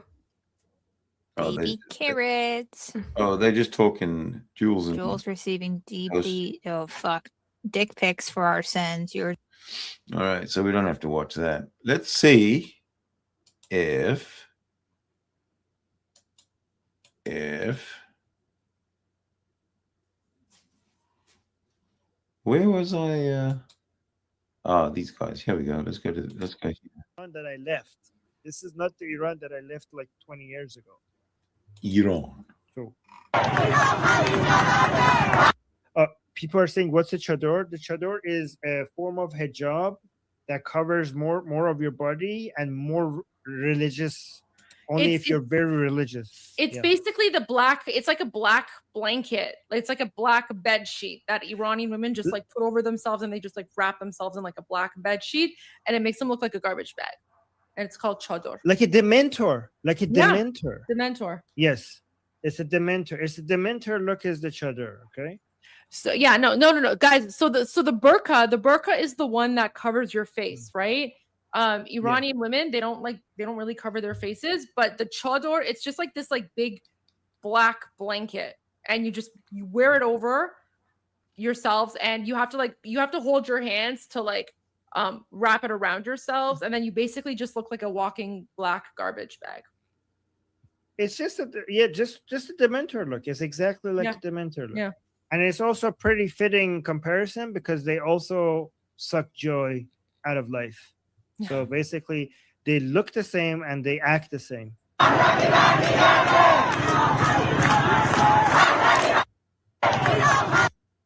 All right, so let's go to Shiraz, where the Shiraz wine used to come from. And Shiraz is a city of poets. Okay, and it's also the city of used to be a city of the Shiraz wine, and it's also the city of my mom.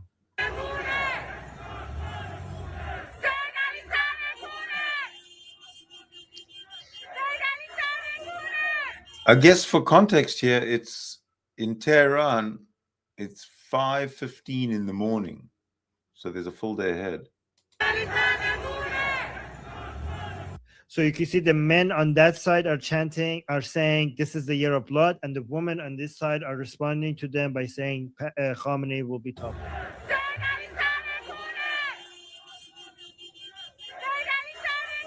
So it's like the men are chanting and the women are responding from this side.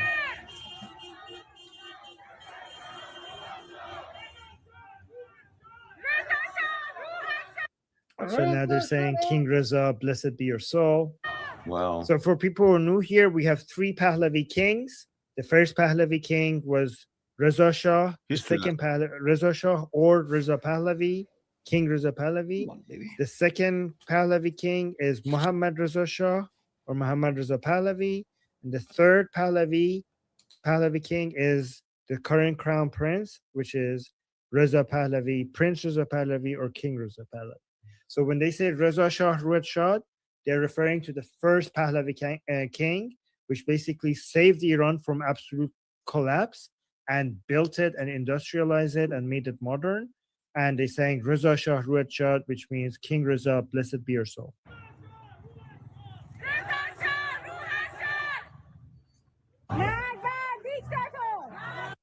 So this is Margbar dictator is death to the dictator.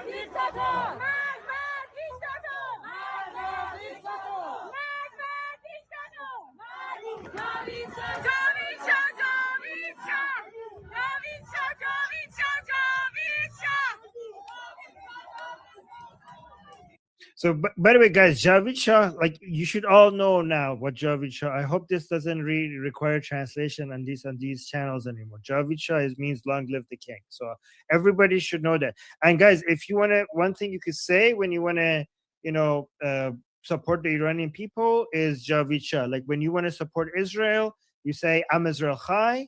If you want to support Iran and the Iranian people, you say Javid Shah.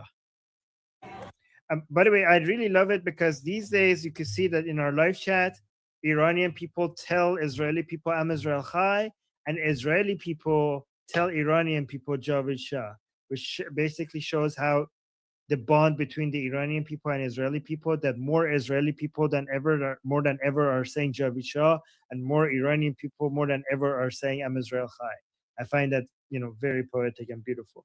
By the way, for people who are new here, also the bond between Iranian people, the nation of Iran and the nation of Israel is not new.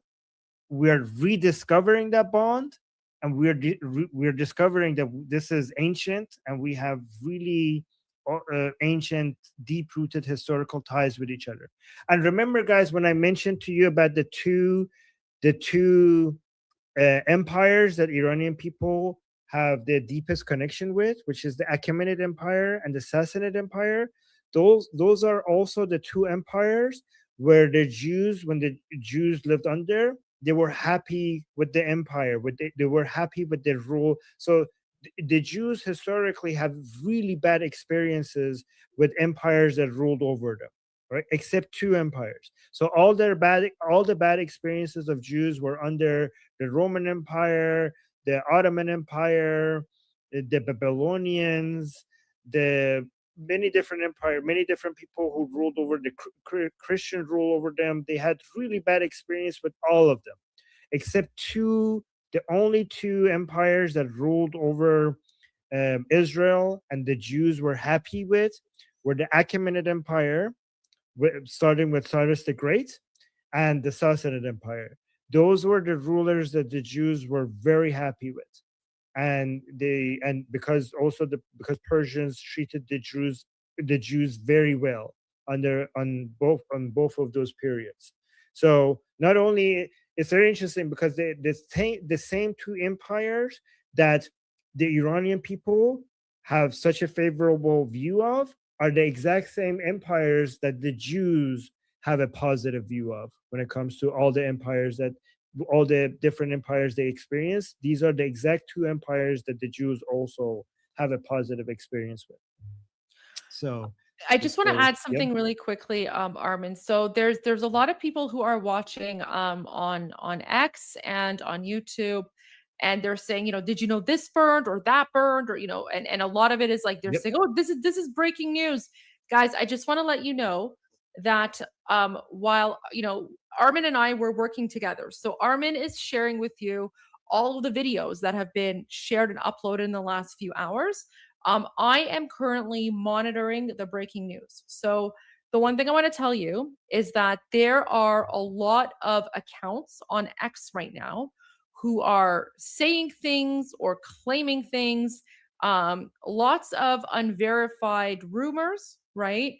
And unfortunately, we also have to remember, that given that we're literally in the middle of the Iranian revolution right now and Iran is trending, there's going to be a lot of random accounts, a lot of random non-Iranian accounts as well, who are just going to be putting out information, not necessarily because it's true, but because of the clicks and because of the monetization, right? Because all eyes are on Iran right now.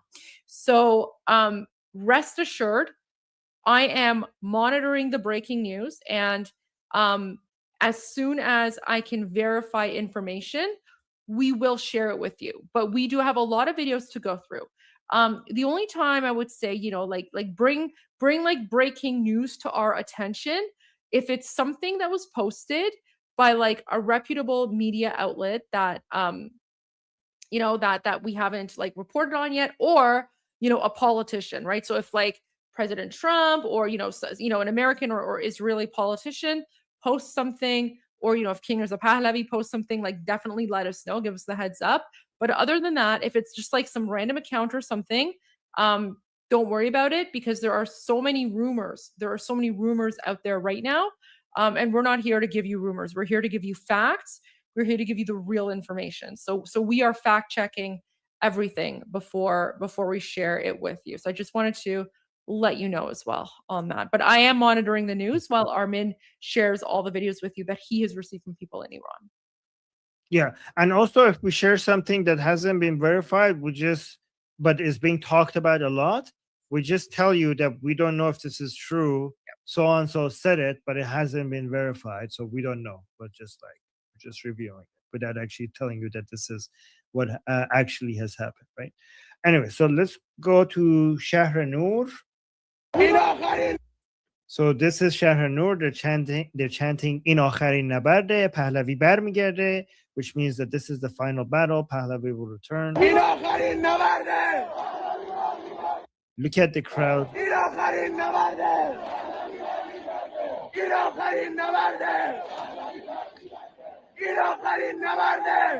Look at the power in his voice, the passion that he has. Listen to him.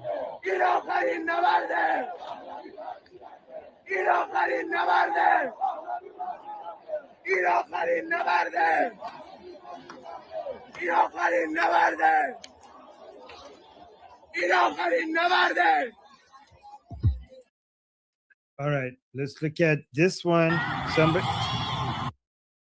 This father and his daughter were recording this from the rooftop. Just look at the crowd size. It's crazy. It's like watch this.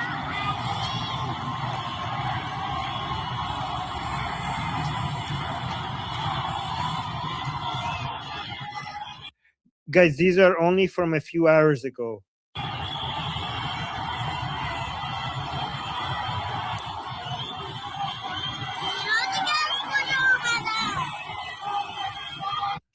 So the little girl is shocked. The little girl is telling her father, who's recording this, she's saying, "Ina diga az koja omadan," which means like, where did these people come from?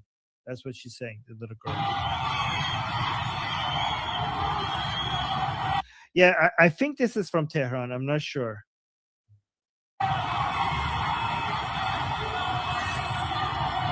Yep. It's Tehran. فیلم میگیرم بس بس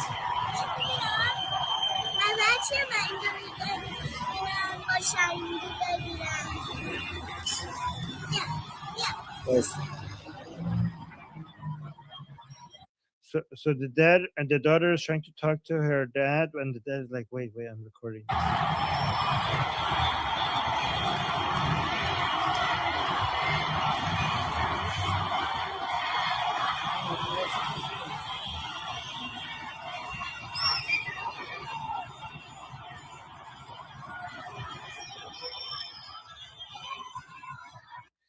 All right, let's go to.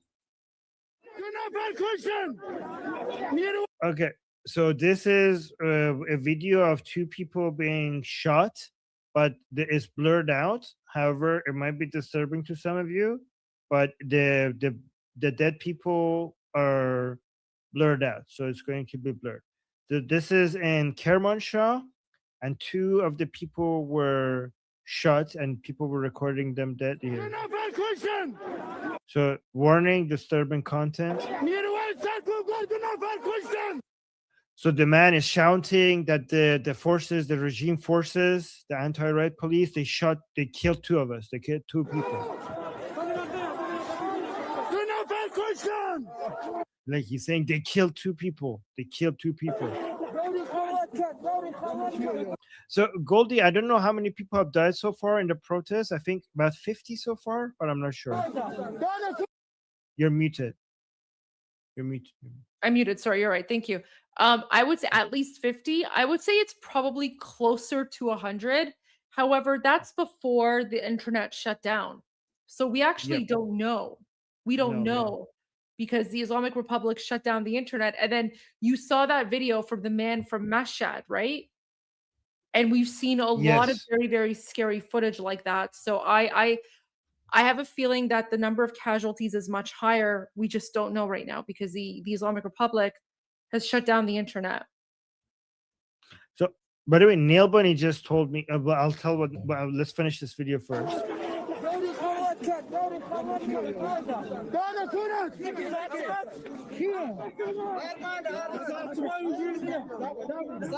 So when it's showing the bodies, it's blurred out.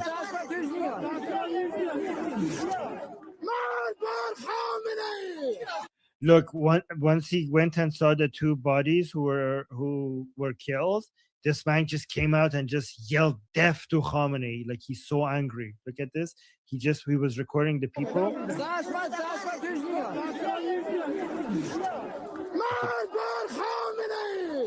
You could hear the anger in his voice because of what just happened.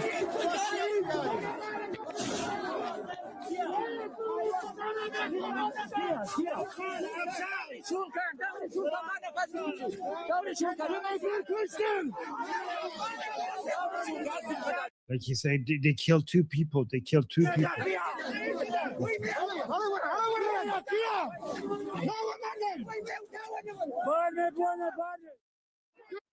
So that was that. So let me actually tell you what Neil Bunny just told me. Tonight, President Trump is going to be on Hannity. So I think Iran is probably... Didn't Hannity just had a talk with Prince Reza Pahlavi? Yeah, do you want me to play that? I can find the video. Yeah, but that Hannity was just last talked. night. That was last night.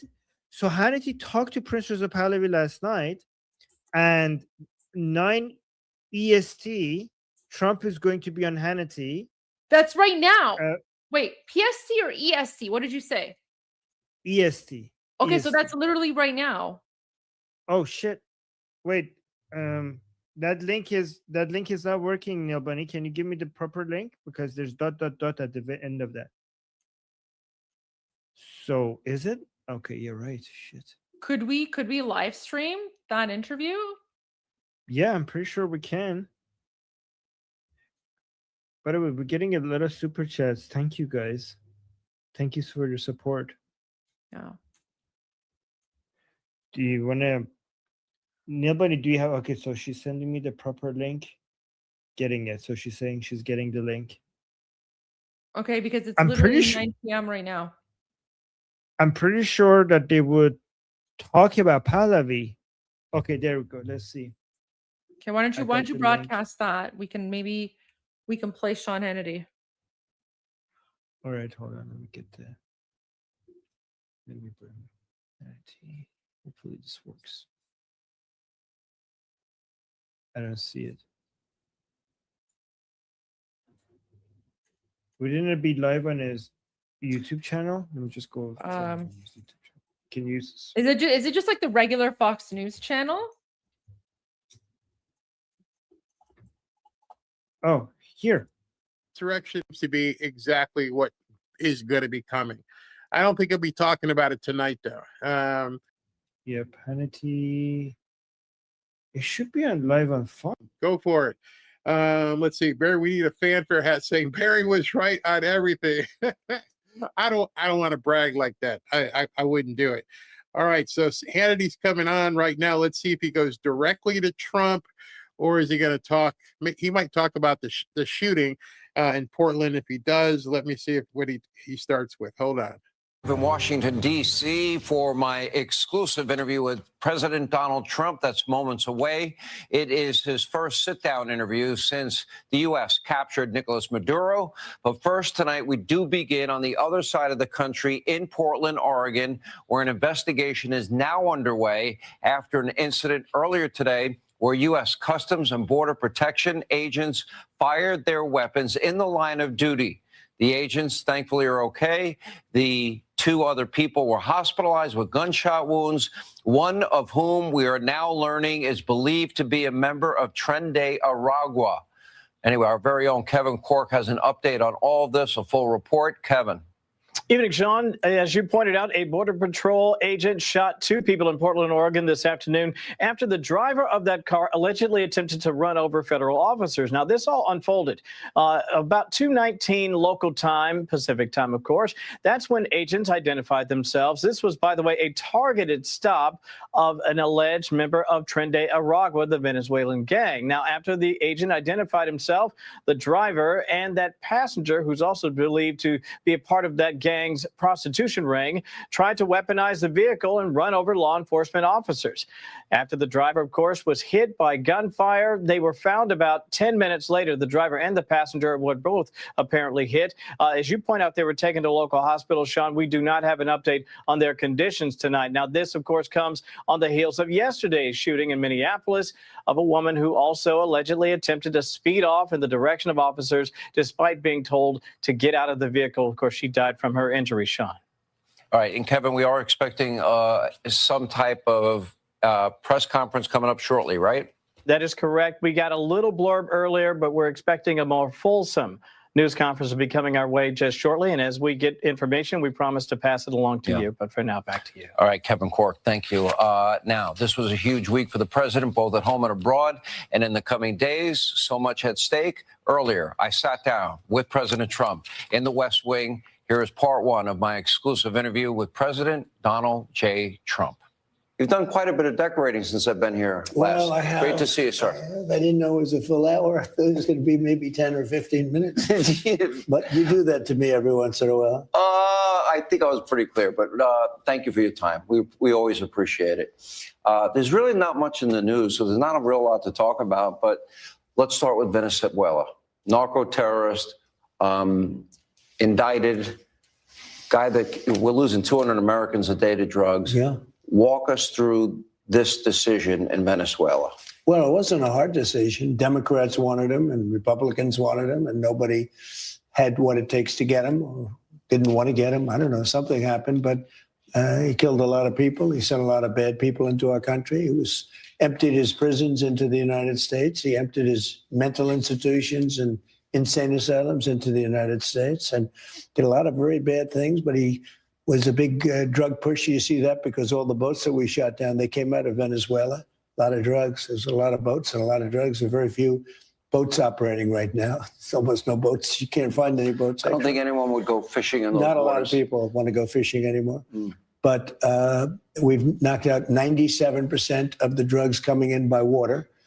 And we are going to start now hitting land with regard to the cartels. The cartels are running Mexico. It's very, very sad to watch and see what's happened to that country. But the cartels are running, and they're killing 250, 300,000 people in our country every single year. The drugs, it's horrible. It's devastated families. You know, you lose a child or a parent. I mean, parents are dying too with drugs.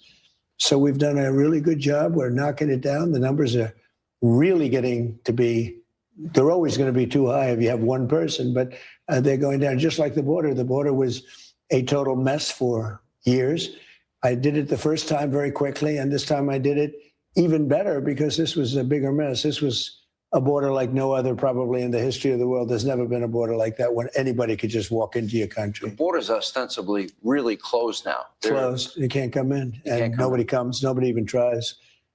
And the people in Texas, Arizona, all these places that are won by such big numbers, they are so happy with the border. They had homes that they weren't even able to live in their home. Every day people were knocking on their door, every hour. And it's just a great honor to be involved with it. The ICE and Border Patrol and all of the people have been so good. Tom Homan, Christy Noem. The people have done such an incredible job. You have no idea. You've made a number of profound announcements and then a new announcement today. Announcement number one was 30 to 50 million barrels of oil that they will be handing over to you, and you will sell it on the market at market prices. Yeah. That money will be used for the people of Venezuela and the people of America. Correct.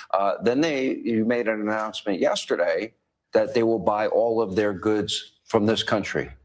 Today, we learn that the holdovers, since Maduro's gone, have agreed to free all of the political prisoners. Right. It indicates they want peace with Donald Trump to me. How do you interpret it? We asked them to do that, and they've been great. They really have been. I mean, everything we've wanted, they've given us. We went in, we took Maduro out.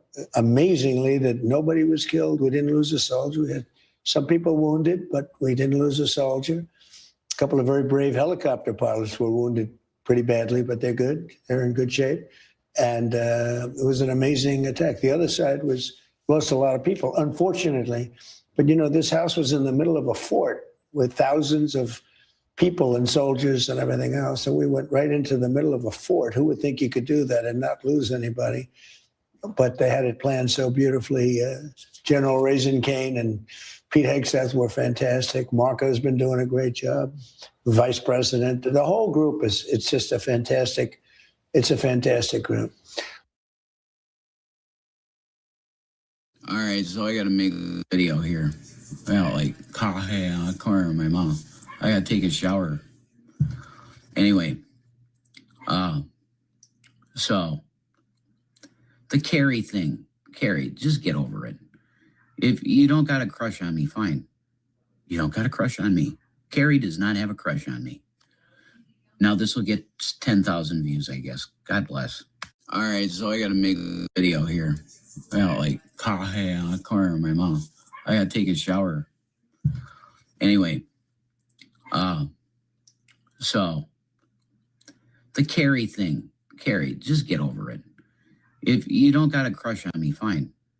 You don't got a crush on me. Carrie does not have a crush on me. Now this will get 10,000 views, I guess. God bless. All right.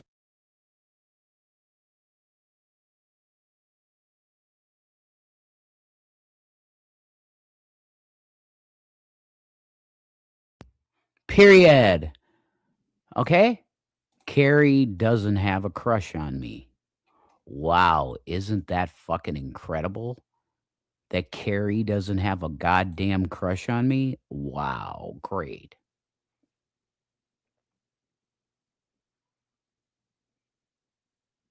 I know people are trolling me bad. I know. I don't care. I don't care if I'm being trolled. I don't care.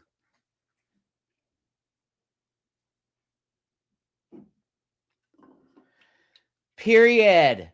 Bitch.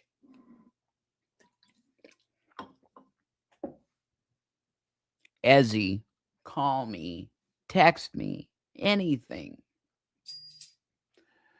I don't care about money, bitch. I don't care. Does somebody want to come over and fuck me? How about that?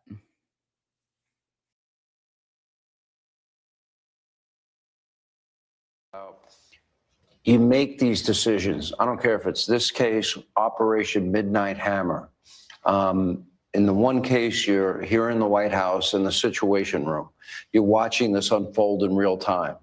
In this case, you have operationally the same thing, a Situation Room down in Palm Beach at Mar-a-Lago.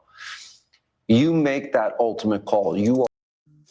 I have a question, though. This is a serious question. Mm-hmm. When you go to rehab, like, what is that like? That's a really big and long question. Dude, when I hear her voice, I picture like a fat Daria. Is that what you picture for Jules? Oh, not even remotely that cute. But also, how fucking dumb are you? What kind of what's rehab like? Like, really? But I thought she was on panel with Burnt Toast. Ask her ass. Has she been? I don't know. I thought Burnt I Toast. just It wasn't Burnt Toast. Has been now. Huh? You're thinking of somebody else, I think. Who was that? I don't know, but I don't think Burnt Toast has ever had any kind of addiction problems that I know of. Well, who was the other? There's Burnt Toast, Jules, and there was another one. Who was that? Breezy? Miss Parker. Didn't Miss Parker go? Yes. That's Go what I was where? thinking of then. Miss Parker, but she recently came back. From rehab? Yeah, no, on YouTube.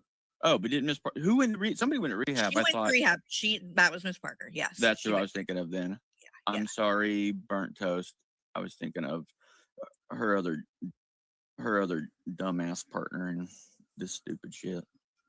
All right. I'm curious, like, what do you do in rehab? Like, you just like hang out? You go to groups Okay. that try to teach you coping mechanisms Therapy. of life. And I was helped a lot with that. A lot. That's not rehab, dude. That's not rehab stuff. No. I don't think he's ever Breathing taken it techniques. seriously, Oh, but- when you get really stressed out, you go. Oh, 1, that's what you learned? 2, 3, 4, 5. Oh my God, 6, it's really going to do the whole thing. 7, 8, 9, and 10. Well, thank you for explaining how to count to 10. Wonderful. That really opened So everything up. people in the chat are asking, they said, did Shanny ever truly show proof of any disabilities?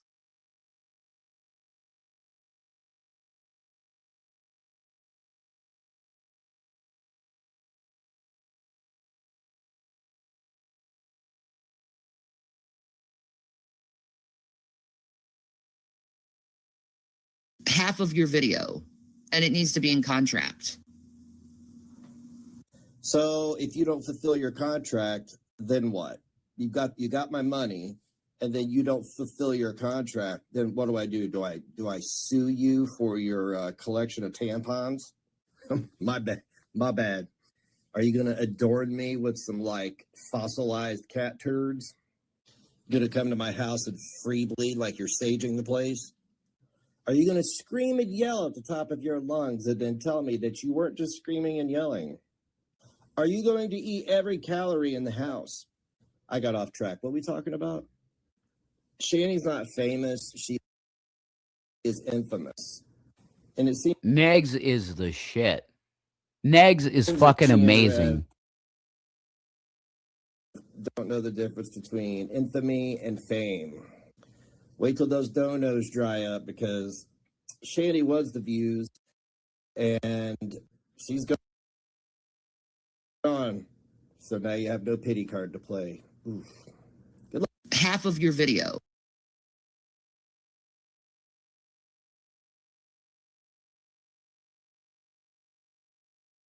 I have no pity card to play? See, this is what trolling is. I have no fucking support system, really. You know, I don't give a fuck. Oh, the donos aren't coming in. I got God. How about that? How about this? How about this? I don't give a fuck about donations.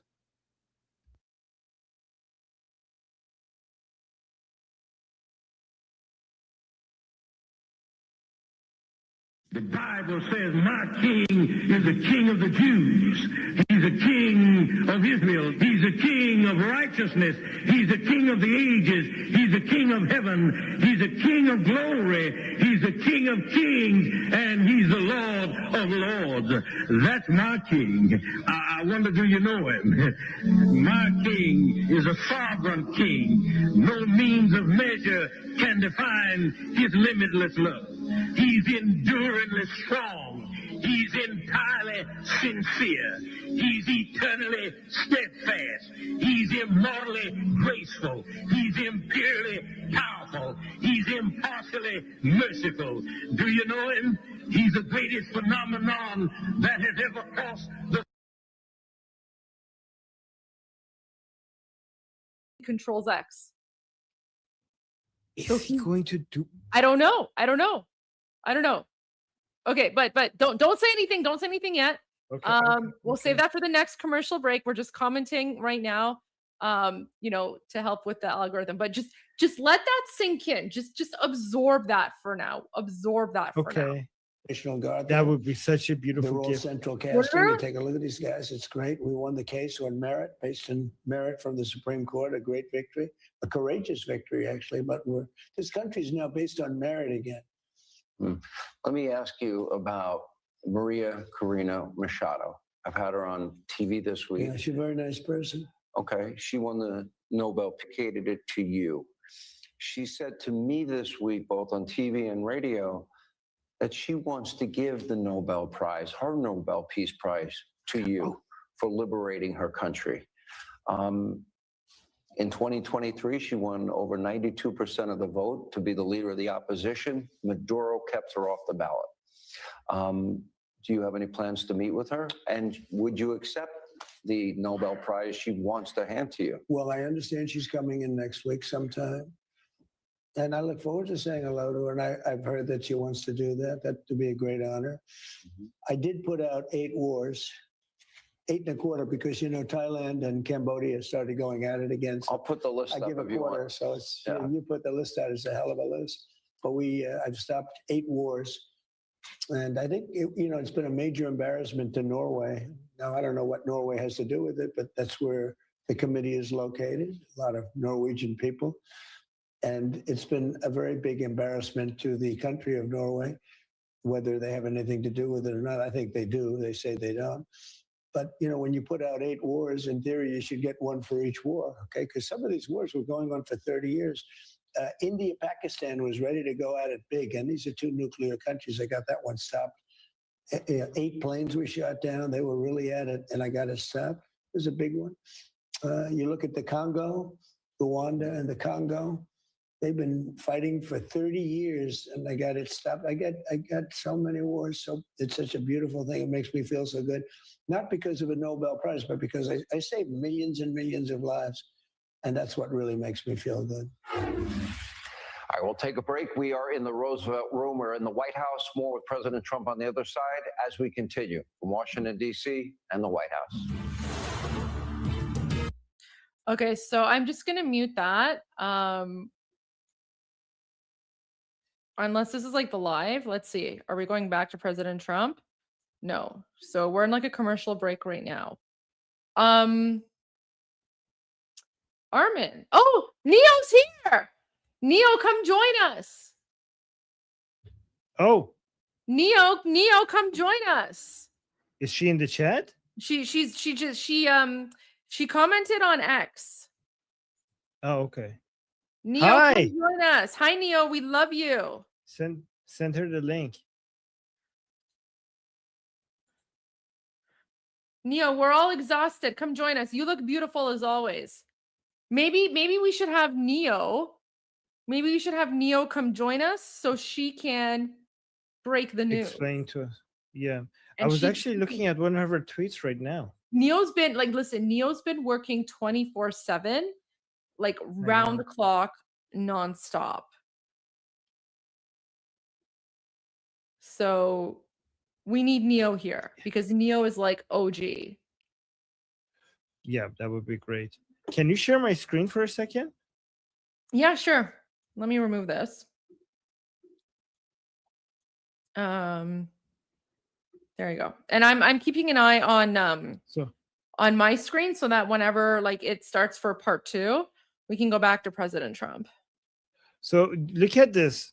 Do you notice something? You know who posted this? Who? I can't see. What? U.S. Department of Yeah. State? What did they say? This is what they posted in Persian. Read it and then tell. So it says رژیم جمهوری اسلامی میدانند و با شدت زیادی به آنها گفته شده است که اگر مردم را بکشند باید تاوان بسیار سنگینی بپردازند. They're quoting the king of Iran. They're quoting Reza Pahlavi. No, I think they're quoting Trump. Are they? They're quoting Trump. Yes. Oh, okay. So they're Because quoting, it sounded like what Pahlavi said, but it's like the same thing basically. yes. So they're quoting Trump, and they're saying the Islamic Republic regime know and have been told with great intensity that if they kill the people, they must pay a very heavy price. And the U.S. Department of State just posted this in Persian. In Persian. Wow. The U.S. State. I mean, I thought they called the U.S. State Department. Why does it say It's the same U.S. thing. Department of State, State Department. It's the same thing. Department of Same State thing? is the official name. Oh, it's the official name. Okay, so the U.S. State Department just posted this in Persian. I think this is a warning by the U.S. State Department to the Islamic Republic. Why else would they post this? And they posted in Persian.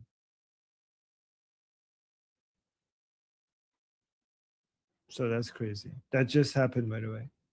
Actually, Wow. happened 2 hours ago. Just happened. Yeah. Oh my gosh. By the way, Goldie, your video of Tucker Carlson is everywhere. Like it's everywhere. You know what though? I'm so embarrassed that like my video literally starts with me like really sounding like kind of what I'm like Armin Sapkon. Like it's just so rude of me to speak to you that way. Because I was literally in panic mode. Like it's just so rude. It's so rude, right?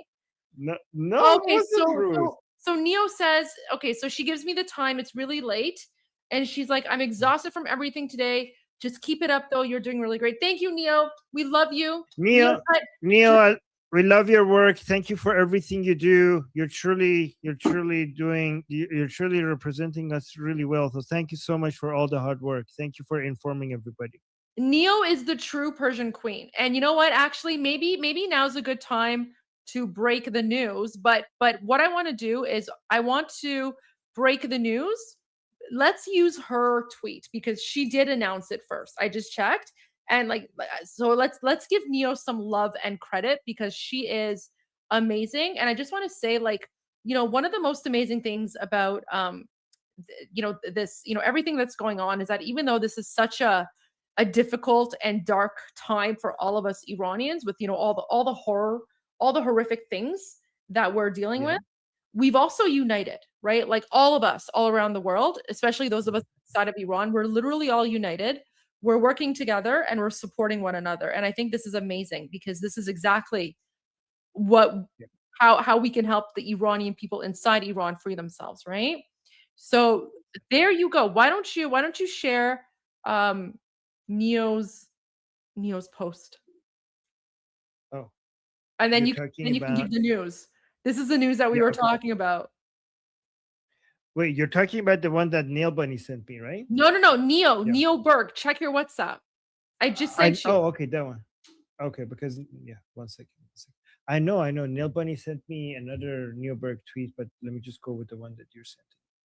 Oh, that came from that. Oh, okay. I get it So now. why don't we break the news? But let's give Neo the credit because she's the queen. Oh, she figured this out. Okay, let's go. All right, so Neoberg just posted this, and I only saw the screenshot, so I didn't know that Neo was the source. When I saw it and I was so excited, this is the only thing I saw. So Neo is saying, is X about to swap the Islamic regime flag with the lion and sun flag as an emoji? Because that would be incredible. Please do it. Who is this guy? Nikita Beer? Is that how you pronounce his name? Yeah. So maybe this is a sign Iran is about to be free. So guys, look at this. So somebody posted update the Iran emoji, and you can see the Iran flag emoji right now is the one with the Allah symbol in the middle. Yeah, that's the And terrorist flag. That's the terrorist flag. And he responded by saying, give me a few hours. Amazing. Was that in response to this iconic image coming out of the protest? I have no idea. Maybe. Like, I think like this might have been in response to people seeing this iconic image coming out of the protest. But he said, give me a few hours. This is here. Actually, we could see if it was, because this is the actual. No. I don't know. He just responds to someone saying update the flag emoji. That's it. But everyone's seen the iconic image, right? Like everyone knows what the real flag of Iran is. We've been like campaigning for this, advocating for this for such a long time. And keep in mind, Nikita Beer, this is the guy that literally runs and controls X, right? So he's the one that did the location update, right? So if he can do the location update, and emoji is literally nothing. That was at 8:36. So that was an hour ago. Okay. I'm going to keep an eye. I'm going to monitor Nikita's account. And let's see what happens within the next hour. So that's like the update that we have. We might actually, for the first time in history, we might actually have the real emoji flag of Iran on X. Wow. Speechless. That is crazy. You know what? Why that is going to be also like an extra benefit that we're going to get from this if they do that? All the Arzashis that are going to be butthurt all over social media because they can't use the Iran emoji anymore. Could you imagine if like all the terrorists, they've had like the Allahu Akbar flag when Nikita updates it, it's all going to change to the lion and sun? Because they already have that in their profile bio as well, and all of a sudden automatically it's all going to switch. So all the regime, but by the way, guys, let me tell you what's happening. All the regime officials and regime supporters in their bio, they have the Islamic Republic flag, and we Iranians, we can't have that in our bio because we don't want to have that Islamic Allah flag of Islamic Republic to represent us. So what we usually do, we're forced to use the sun emoji and the lion emoji to represent the lions and sun flag of Iran because we don't have an emoji for the flag that we prefer. But if he changes that, then all of a sudden, within a second, all of the regime officials who have the Islamic Republic flag in their bio, they're all going to have the lion and sun flag displaying in all of their bios, which is going to be so poetic. Yeah. All right, let's go back to Hannity. We could talk about this after because it started and I did pause it. So let's go back to Hannity. All right, guys, we're going back. Don't worry, I got it covered. Do that. What do? Call the banks? Do you know they emptied out every bank in Virginia and Maryland to get that cash, and they sent it over there and gave it to them? No, we took the opposite approach, exactly the opposite approach. Are you following the protesting that is taking place all over the country of Iran. Yeah, I'm following it very And have you read that the Ayatollah Ali Khamenei has a plan B to go to Russia? Or someplace, yeah. He's looking to go someplace. Do you believe that Iran, do you think the country is on the verge of collapsing? Well, it could be. I mean, what they've done is in the past, they've started shooting the hell out of people. And all of a sudden, people without any weapons whatsoever are standing there and you have machine guns gunning them down. Or they take them to prisons and then hang them and kill them. So they played rough. And I said, if they do that, we're going to hit them very hard. Well, we're going to hit them hard. We're ready to do it. If they do that, we're going to hit them hard. And so far, for the most part, there's been some of it, but for the most part, they haven't. There have been people killed. Some of them, the crowds are so big that some of them have had really were stomped on. Literally, it was terrible. The crowds are just they're massive. The enthusiasm to overturn that regime is incredible. But there's been people killed, but it's more from death it's literally stomping. It's people running in a certain direction. So we'll see what happens. We'll see what happens over there. They know, though, that it's a stampede is, I guess, the best word. They have like a stampede. You talk about stampede for cattle, but the people are stampeding, and you're losing a lot of people with the stampedes. There's so many people protesting. Nobody's ever seen anything like what's happening right now. But I have put Iran on notice that if they start shooting at them, these people are totally unarmed people. And they love their country. They want something to happen.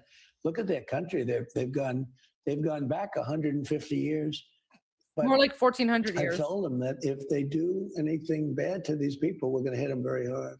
So if there is mass murder by the Iranian Ayatollahs and those leadership, you're pledging to the people of Iran that you will come to their aid. I've said it very loud and very clear. Yeah, that's what we're going to do. I have this hat.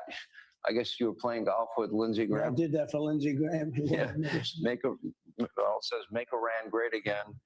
And what he means by that, because I said, this is a little tricky hat. Yeah. Why do you want me to sign this hat? I don't know. He's Can really I auction talking this about off on eBay? riots. Can I sell this? Yeah, It's probably worth a lot of money. Got my signature. Let him speak. No, but he asked me to sign that. I said, there's a lot of definitions for that. And what he's talking about is the people that are, protesting, I guess is the only word you can use. It's really the biggest protest I've ever seen. The people that are protesting, if they take over the country, he wants to see if Iran can be great again. Years ago, a friend of mine was a developer from New York, and I was a young developer, and he went to Iran, and he built buildings in Iran, and he made a lot of money, and he did very well. And it was like condos and rentals, and he loved Iran. He thought it was great. And he did a lot of work there. He did a tremendous amount of work. He loved the people. He thought they were so incredible. And then it all stopped when this stuff started happening. 1979. Yeah, Then it stopped like magic. 444 days, Americans held hostage. Yeah, that was right. It was not a good time for Jimmy Carter. It wasn't a good time for America. His politics. No, didn't work out very well for anybody.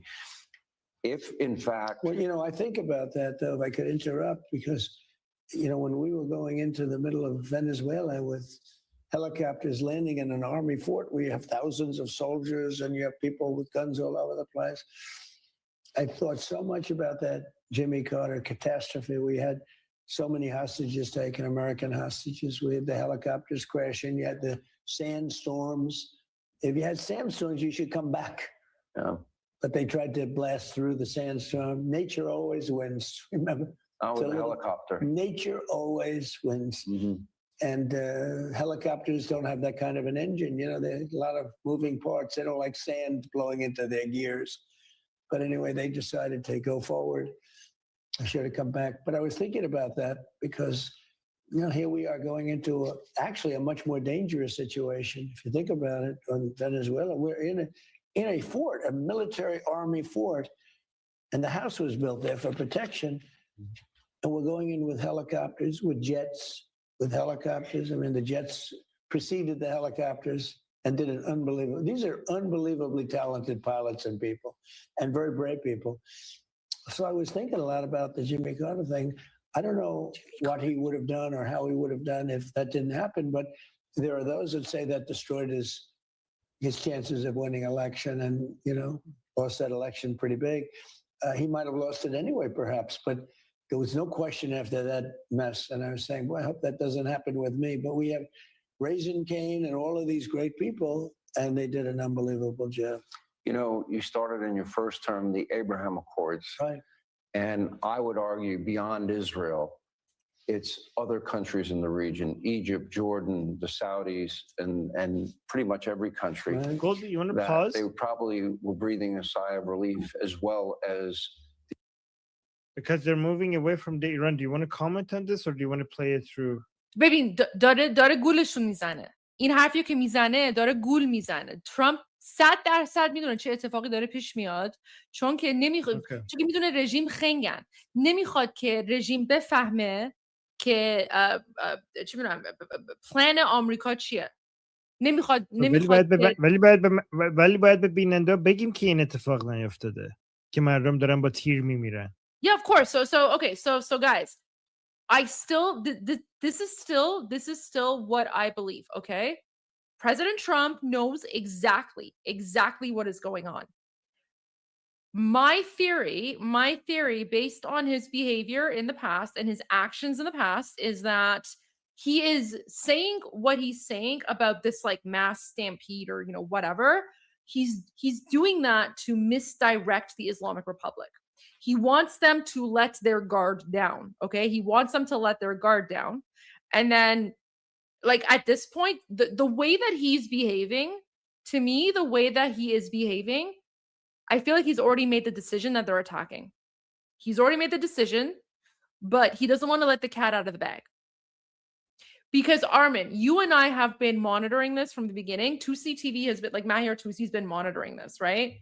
We have literally not seen a single video of this stampede nonsense. So I have a feeling President Trump is saying this to let their guard down, right? He's basically trying to distract the enemy,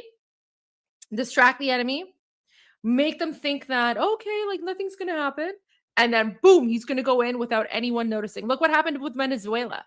We had no idea that was going to happen in Venezuela until after the fact. Remember about Fordo again, when President Trump attacked the nuclear facilities. When President Trump attacked the nuclear facilities, 48 hours before that, he said, "Oh, I'm going to make a decision within 2 weeks." And then literally 48 hours later, the nuclear facilities were destroyed. We didn't even know about it until President Trump himself announced it on Truth Social. So I'm telling you right now, his behavior, his mannerisms, everything about what he's saying, he's already made the decision. Guys, I'm calling it. This is my political analysis, geopolitical analysis.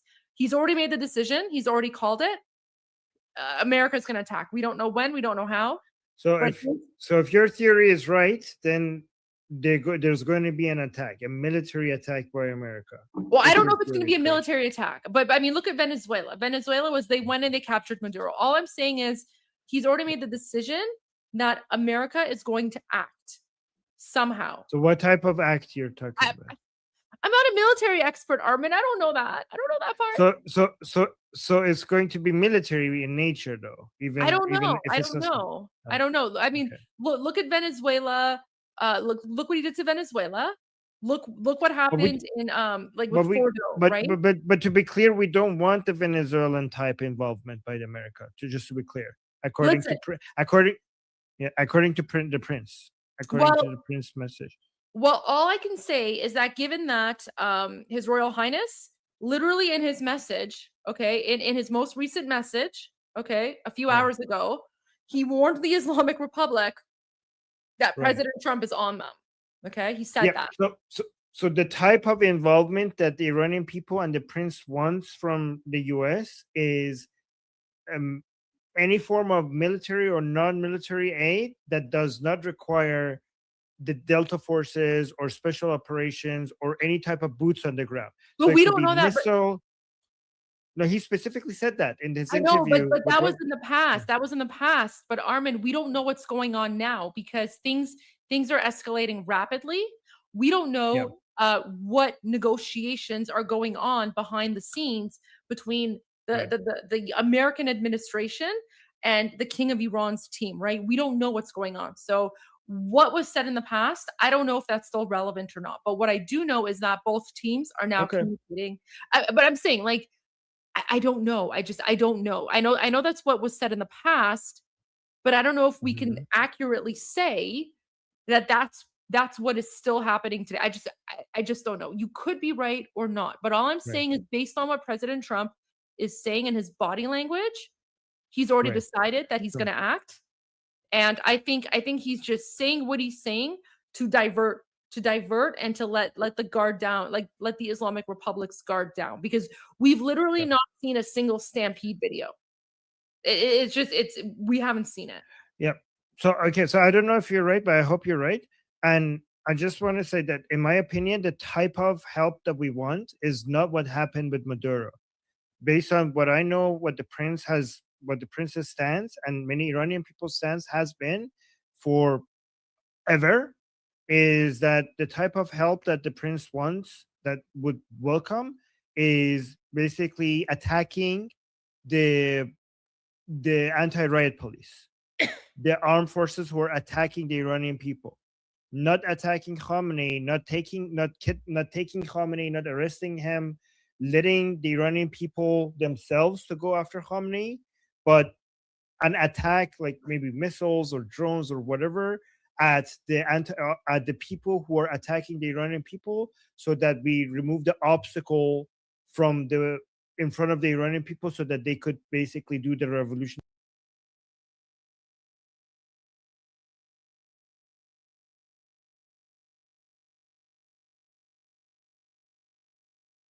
This is going to blow your mind. Vivek Ramaswamy's personal family security guard has just been arrested for drug trafficking charges. And this, in spite of the fact that he passed numerous FBI background checks, drug tests, and all kinds of security clearances. And yet now he's gone. Drug charges, drug trafficking, no less. What's up with that? Why? Did Vivek Ramaswamy dodge a bullet? Inquiring minds want to know.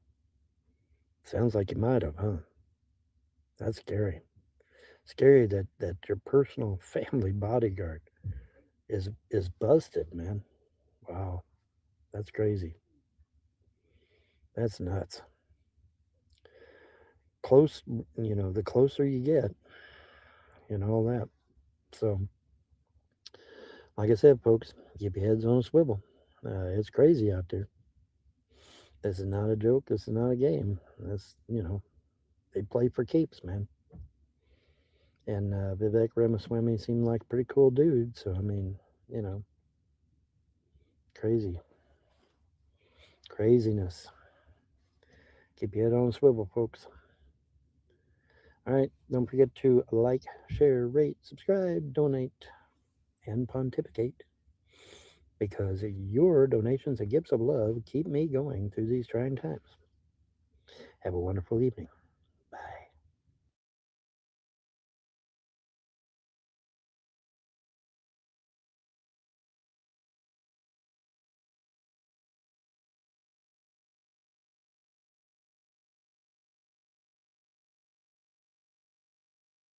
On the ground in Iran, and Iranian people don't want boots on the ground in Iran.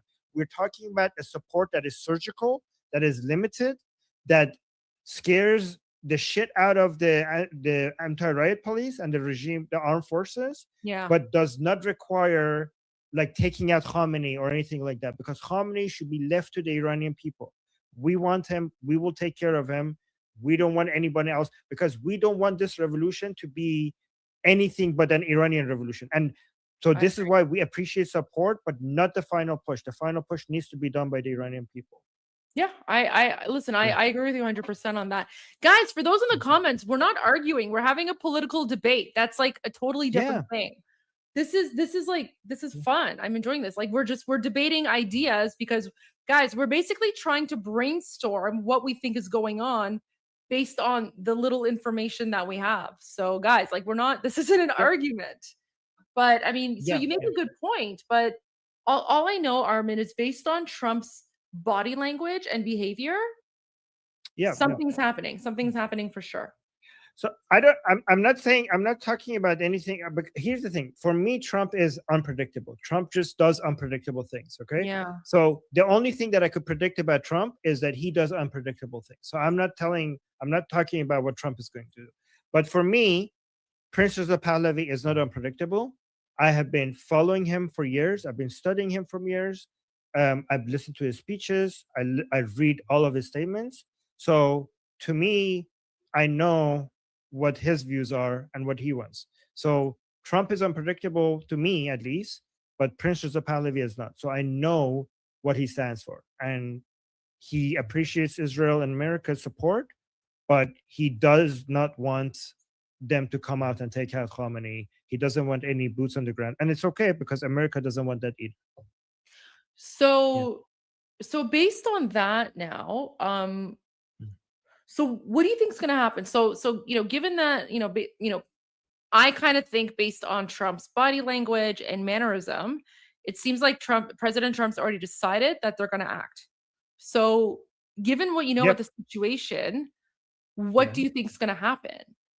Like, how do you think President Trump's going to act? President Trump is, to me at least, completely unpredictable. So if you ask me how President Trump is going to act, my answer is I don't know, and I don't think is knowable. I don't think what President Trump does is knowable. That's what I think about Trump. That's a very good point. Yeah, that's a very good point. But I hope, but I really like your theory because I want what you're predicting to become true, because that would be the best for us. And I hope that if he's planning something, I hope that comes in the form of, I don't know, like blowing up an IRGC command base with a missile from far away. If he does that, for example, in response to them killing the Iranian people, that would make a majority of them not come into the streets anymore. Like, again, this requires no boots on the ground. Imagine if Trump just says, like what he did in Nigeria, like what he did in Nigeria. Like Trump just recently, Trump followed through with his promise in Nigeria. He said that if the Islamists continue killing Christians, I'll respond. And he responded without any single American troops in Nigeria by bombing some ISIS, blowing up some ISIS sites and killing a whole bunch of ISIS people. That required no boots on the ground, and it sent a message. And I think that message, if he sends that message in Iran against the IRGC command centers, they will hear that and they will shit themselves, and most of them will just go home. That's the type of response that would be very, like, that's not a Maduro type response, but it's a more Nigeria. Okay, this is here's a summary of it. What we want Trump to do in Iran is more like what he did in Nigeria and less like what he did in Venezuela. We want the Nigerian Trump, response. Yeah, but I don't know if that's enough. I don't know if that's going to be enough though. I mean, I don't know. I don't know. Like I'm not good at predicting military stuff because that's not my area of expertise. But I think that would be. I think that would be enough. I think air support would be enough. I think the Iranian people look at the Iranian people. Look at the numbers, right? Look at how, like, this is our revolution. This is our revolution. This shouldn't be like, as much as we appreciate Israel and America. This shouldn't be Israel's revolution. This shouldn't be America's revolution. This should be our revolution. But it is our revolution. But as you know, no revolution has ever been successful without outside assistance. Even the American Revolution. Agreed. Even the American Revolution wasn't successful without the assistance of France. That's what I say all the time. But at the end of the day, it was assistant. They didn't do the job for them. So it was the Americans at the end of the day that defeated the British Empire. They had French assistant. They didn't have the French. They didn't have the French fighting the British Empire for them, right? They just got the French assistance. So that's why I agree with you. revolutions need assistance, foreign assistance, and we need that assistance. But we don't want the foreigners to fight the fight for us. We just need their assistance, just like the French.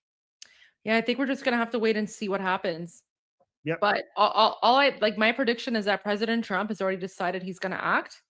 It's just a matter of when, where, and how. Yep, I agree. I just hope Yeah. that assistance comes in the format of Nigeria, more like what he did in Nigeria.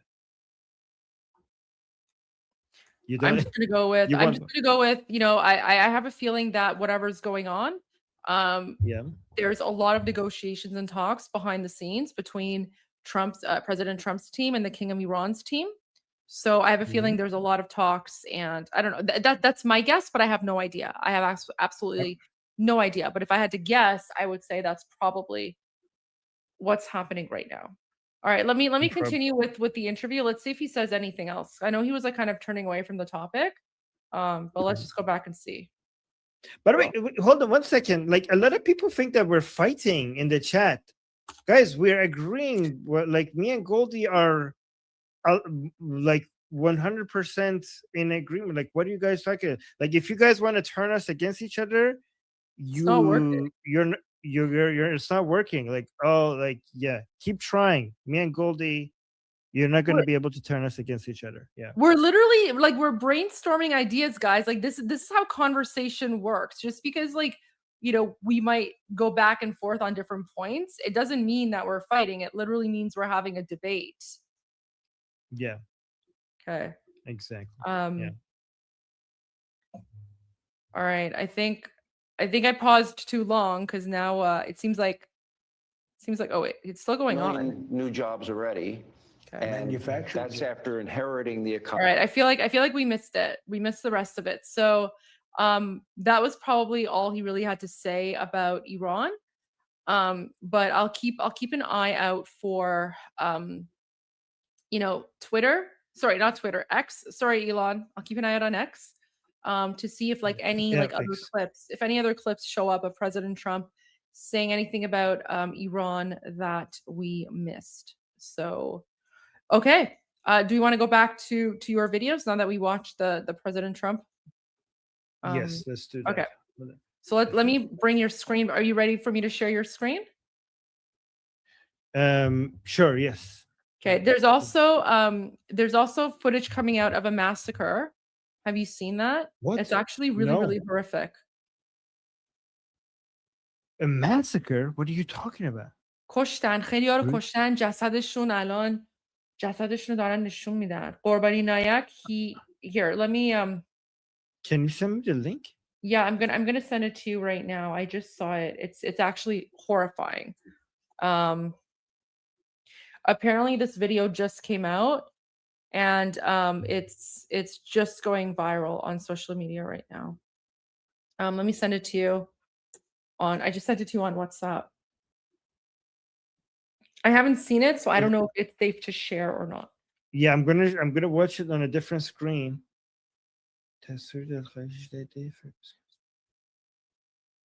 Yeah, no, we can't. Are you sure this is from?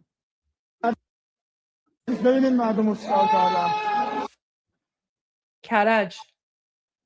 Yeah, we can't show this.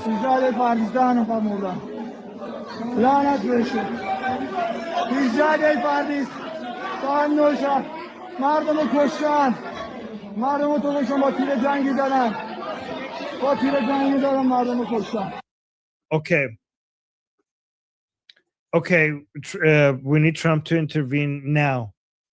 Guys, I cannot show this. This is not Stampede. These people were shot. Multiple people. Holy shit. 1, 2, 3, at least 10. 4. They're just all next to each other, dead on the ground. Urgent.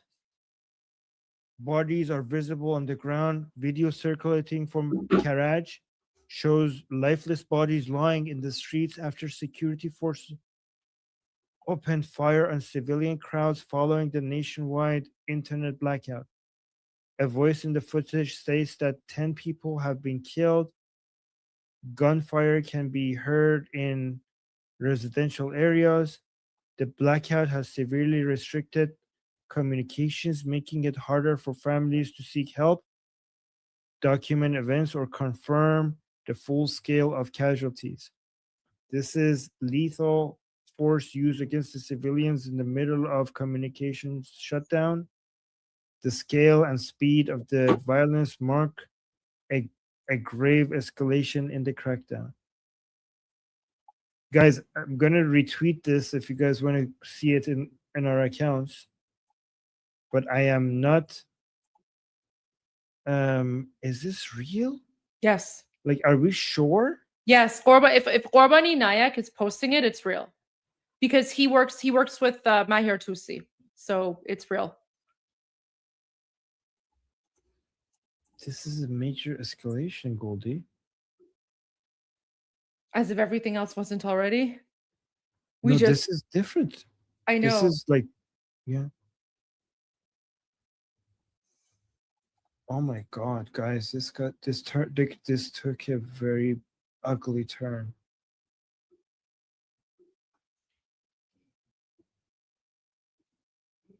Fuck. So what we feared is happening. So Well, was this from before? when they shut down the internet, this is what they do. Okay, guys. Okay, I'm posting the link to I'm posting the link to my tweet, my post in the YouTube chat. Okay, so there you go. You guys can go. You can go look at it yourself. Yep. Those who are watching on YouTube, sorry, those of you who are watching on X, you already follow us on X, so go take a look at our X accounts. For people on the YouTube live stream, I just shared it to my YouTube live stream. I guess Armin, if you want to share it too. Yep, just did it as well. Yeah. Yeah, guys, just 10 people were just shot dead in Karaj, all at the same time. And this is given that the internet is shut down completely. Do you think that a lot more of this is happening right now as we're speaking? Yes, 100%. It's a massacre. This is what happens when the internet shuts down. This is my biggest worry right now. Oh my God.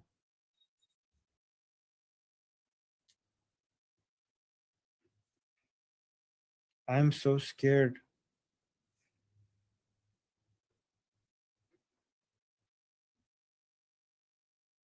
Goldie, I'm so scared right now. Me too. Is it any other info? Anybody?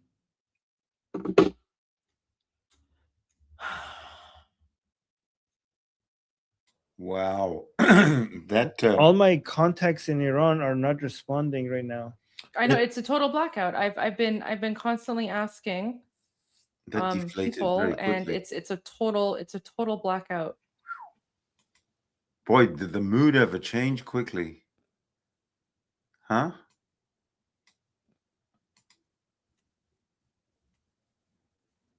Yeah, Mahir Tusi just shared the video as well 35 minutes ago.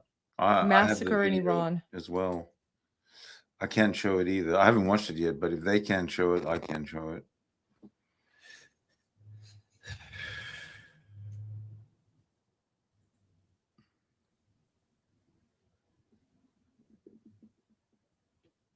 If I was live streaming in Rumble, 9 carriage, I could show it. Oh my gosh, APAC retweeted my video now with Tucker Carlson. APAC? Yeah. Show us. Sure. Let me share my let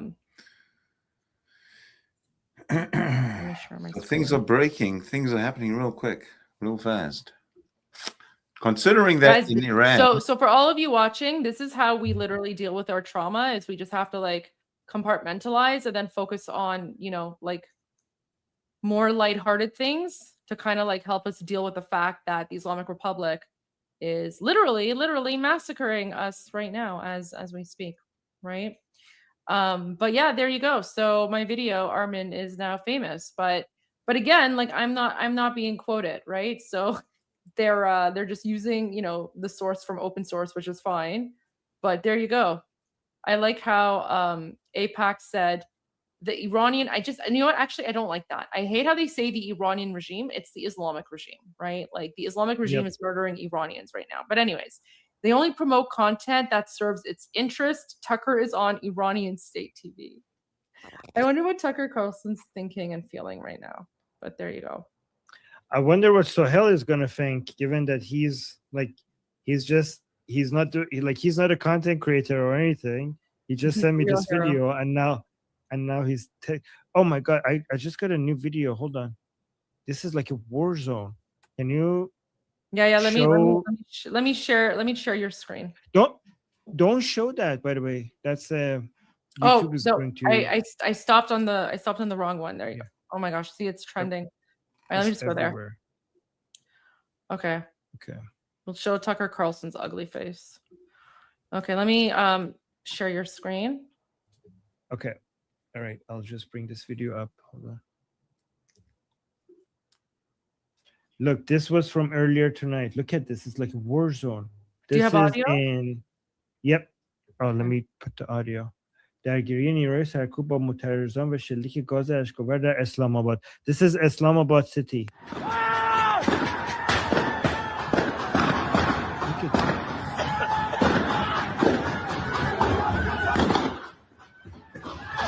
Goldie, look at this. This was from a few hours ago in Islamabad. Shabbat. Shabbat.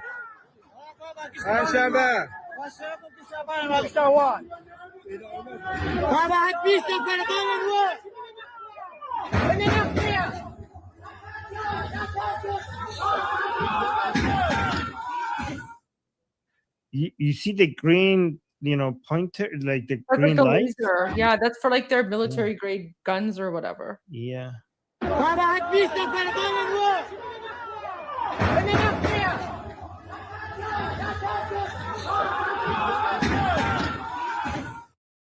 Guys, right in the middle of this, they're saying نترسید ما همه با هم هستیم. So right in the middle of them being shot at, some guy is shouting, don't be afraid, we are all together. Watch this again. Okay, hold on.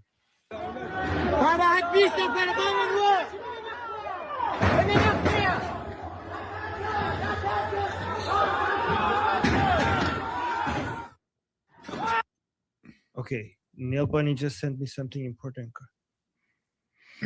Yes, the video is from Iran, but it's not recent. Okay. So the video of the video, it's not recent. So the video that you found from that we showed from the we didn't show that 10 people were killed. So many people are retweeting it though. Even Mayer Tusi. So I just deleted mine, but Mayer Tusi is like retweeting it. A whole bunch of people are retweeting it. So this is Grok. Let me actually show you the image. Okay. I don't know if we should trust Grok or the people who sent us the. This is why it's important to verify. Look at this. So somebody said, Grok, is this recent video out of Iran? And Grok said, yes, the video is from Iran, but it's not recent. Analysis shows its footage from the 2022 Mahsa Amini protests in Kurdish regions. Overlay text is massacre in Kurdistan 1401, Persian year 2022. But does it say that? Does it say that in the overlay text, Armin? Go back and read the text. I am on it.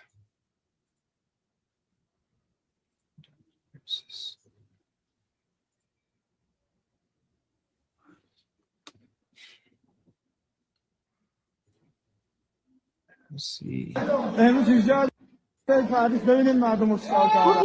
دی امروز یعنی گوش بده به اولش چی داره میگه like he gives the dates. Listen to it again. Yeah.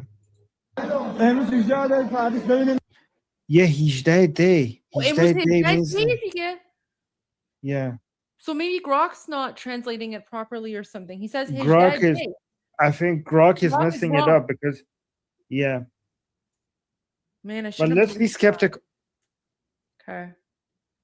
But let's be skeptical because we don't know. I'm going to involve violence.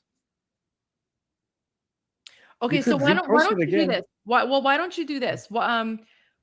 When was the massacre in Kurdistan in 1401? Was it the same month? Was there a massacre in Kurdistan on Hijdah Day?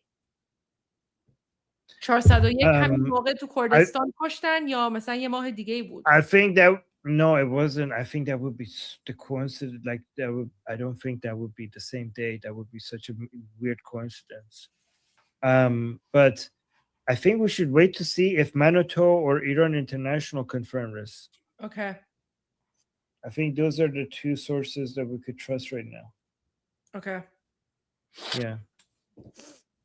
I have That's a seen good 2 point. CTV. Yeah. I know. He's Nufti just posted this. Here, let me. Nufti posted it? No, not Can't that compete with video. that.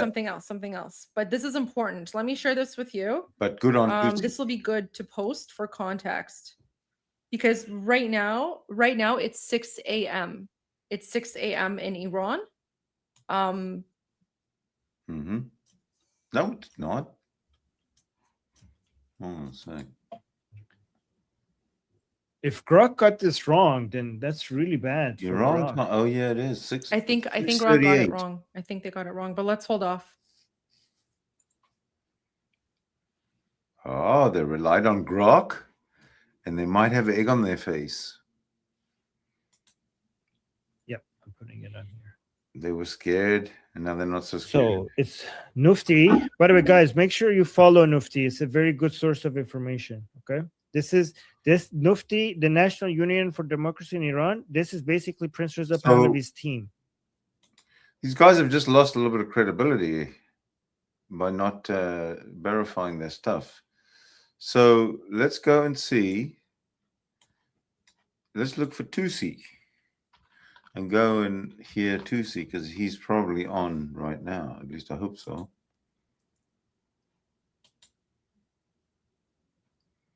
Tusi TV is not live right now. His last video.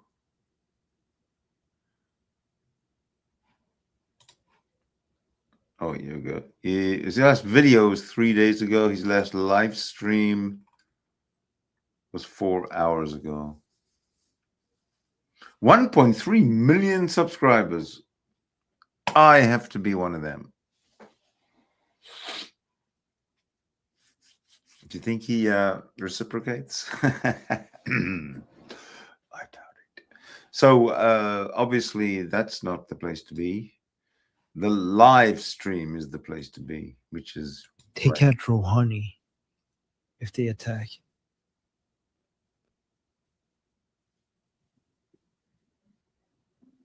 I mean, this is Goldie. If let's just put 2 and 2 together, okay? Oh, they're sad again. If this, so what are the chances that a massacre is happening right now in Iran as we speak? What are the 100%. 100%. No shit. 100%. 100%. That's the regime's MO. What are the chances that this is not going to be called like a death by stampede by Trump, and is going to recognize this as a massacre of Iranian people? I think it's very high given his interview with Fox News. I feel like he's already made the Okay. decision. And what are the chances that he's going to follow through with his promise that if the regime kills the Iranian people, he's going to respond? What are the chances that he's going to actually keep his promise? Given that the Crown Prince of Iran, King Reza Pahlavi, said in his statement, and he warned the Islamic Republic that if they don't stop, President Trump is going to act. I think the chances are 100%, because even if let's say for some reason someone doubts Trump, we do not doubt the King of Iran. He's never lied. He's never led us astray. So he has confirmed that if the killing continues, America will act. So I would say the chances are 100%. That means and you think the Islamic Republic knows that? So they must be, based on your analysis, they must be getting ready for war, right? Because the Islamic Republic knows that Trump is going to respond. How are they going to get ready for war? They've got nothing. Yeah. Right. And any guess on what type of a response this is going to be? No idea. No idea. What do you guys? Let us know, guys, in the chat, because yeah. Let us know in the chat what you guys think. Let us know what you think President Trump is going to do. That's exactly. So what I- people are asking in my chat, how can America help? In my opinion, I think that they should be bombing the shit out of IRGC command centers, and also bombs, targeted strikes at the anti-riot police, But yeah, the armed bombs. forces in the streets. That's what my opinion. That would be the best help. Israel has to be involved in this somehow. Otherwise, it's not going to work. Okay, so Goldie, the video that we shared, Grok is let me see. Look at this. This is so wrong. I know. Because it says Kurdish region, but if you look at the video, it says Paradis. Paradis is Karaj. So I the know. Grok is different. So Grok is wrong. Thank you, somebody in the chat. Yeah, that's definitely wrong. So I'm gonna Grok. ask guys, let me know, like write in the chat, like put Grok put yes for if you believe that Trump is going to take action and support the Iranian people. Say yes if you believe that he's going to support and he's going to do something, and no if you think he's not. I just want to see in the chat I how many am going yeses to we're look going to for have and something how many else. no's. So yes if Trump is going to come and support the Iranian people, and no if you think he's not. So we're getting mostly yeses on both chats. Some no's, but mostly yeses. I'm going to see if I can find President Trump's interview, and maybe we can play it again, and then we can like maybe reanalyze Ooh, that's a his good words. idea. Do you because want to? Do you also want to analyze yesterday's interview with the Wall Street Journal, like that yeah, the Post did with the Wall Street? yeah, if you have the video, pull it up. Let's watch that. And I'll look. I'll look for the President Trump interview. The fuck? Sorry.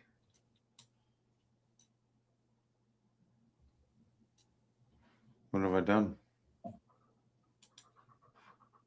Oh. Oh my God. So the Oh. Wall Street Journal interview is text and it's behind the paywall. So I think they're not gonna let us. Let me actually see if I ask Gemini.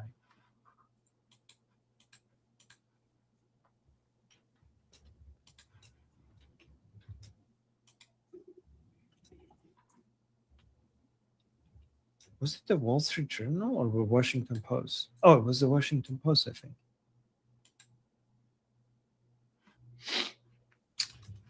Let me see. I know how to find. I know. Them futzing around worse than me. Guys, bear with us. Hey, familiar that I haven't seen the Wall Street Journal one. I got that copyrighted. Don't I? I should. Was it was? It was.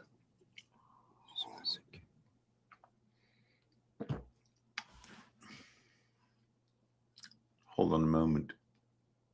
I'm gonna check in with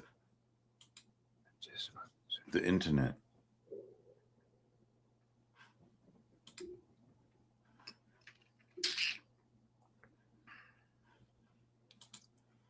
Oh, it was the Okay. Washington Post. It was the Washington Post. Okay, did you find it? Because I found Trump's. I found the interview with President Trump. It's 15 minutes long, and Fox News just posted it to YouTube. Okay, you do that while I see if I could find the text. Okay. You share that. Okay. This is behind the paywall. God damn it. Let me see. You maybe you'll be able to find it on YouTube. I don't know. All right, let's see here, guys. I'm gonna Okay. ask Gemini. Oh. All right. So Fox News just posted this. This is the interview that this is the interview we just saw. Let me go back to this issue of the political future for the people of Venezuela. Yeah. Now, it's interesting. You mentioned all of the criminals and the people let out of prisons that were sent to our borders in our Right. country. That's Tren de Aragua. That's cartel members. Some Those of are the worst criminals in the world were let into our country known through terror ties. Biden's open border policy. Anybody could come in. And that will get into the issue of Minneapolis going on right now. But back to this one issue, do you foresee a Venezuela that will have free and fair elections?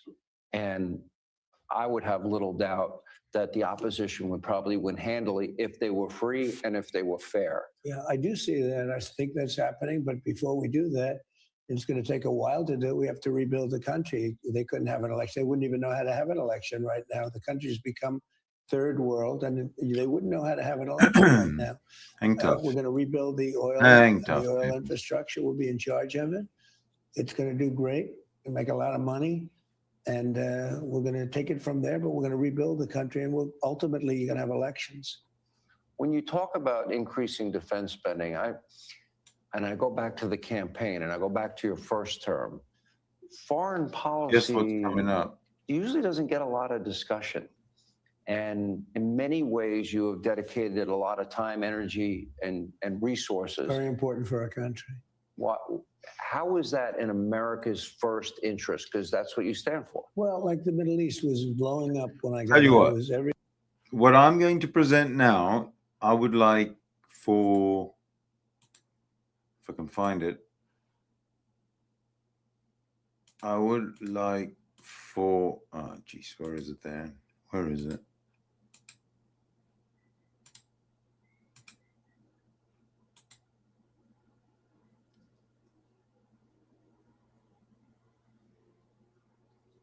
I bloody just lost it. No, I didn't. There it is. Okay, so I'm going to share this. This is an interview on what was the Pete Santilli show. But before we carry on, I would like to go to our friend AI. I'm just going to put in the Pete Santilli show and AI the thing and see what happens. The Pete Santilli Show is a political commentary podcast and live broadcast hosted by Pete Santilli, a U.S. Marine veteran and investigative journalist. Broadcasting since December 2011, the program has produced nearly 5,000 episodes focused on topics such as election integrity, free speech, and America First policies. So it looks like Pete Santilli is still a going thing. All right, so that makes it even more exciting. Here we have Jason Egroff on the Pete Santilli show. Now, we all know, well, we don't all know, but I know, and most people who have been following Jason's life know that Jason is a drunk. And he has admitted that when he used to do his show, Revelation News, and his prophecies and whatever he was doing for Jesus, he was always drunk. Otherwise, that was his courage, was the drunk to get on the camera and perform or preach. And I am now wondering if he's drunk on this show. And I'd like you to join me in trying to figure it out and give me your assessment at some point when you're either 100% one way, 100% the other way. Not sure, then wait. And we'll see if we can figure it out at the end. It's roughly 30 minutes, less than 30 minutes. I don't know if we're going to watch the whole thing because I really haven't watched this, or I can't remember having watched this. So let's take it away and see what happens. All right, as I mentioned, any day I could get word as to when Brandon Robb is going to be on the Pete Santilli Show.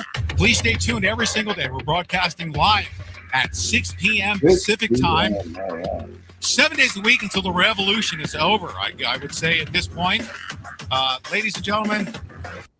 Until the revolution is over? Hasn't come yet, I guess. He's still broadcasting. We are also going to have Ben Swan on the show tomorrow. Tune in then.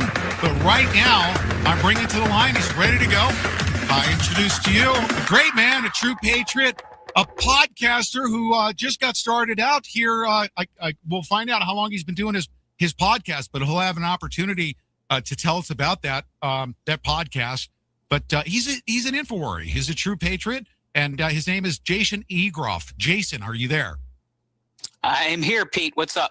Awesome. Hey, welcome to the Pete Santilli Show. Okay, so is Jason drunk or not drunk? First of all, congratulations on your podcast. Well, thank you very much. And it's interesting you mention it because I really did just start it. I mean, on the day, the first broadcast I did, the day after that broadcast was when I got picked up. So I feel that there's an attack here. Wow. You know, there's an attack from the Dark One to make me stop doing it. But you know what, Pete? There's an attack from the Dark One to make me stop doing it.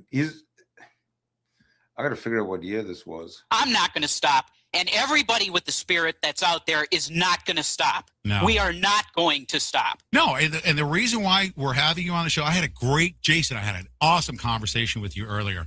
And hang on. I have the date here. Let me see if I can confirm it. As April 25th, 2017.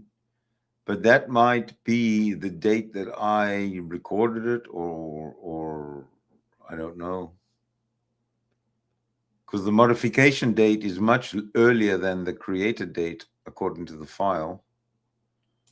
So the earliest I can date this is 25th of April, 2017.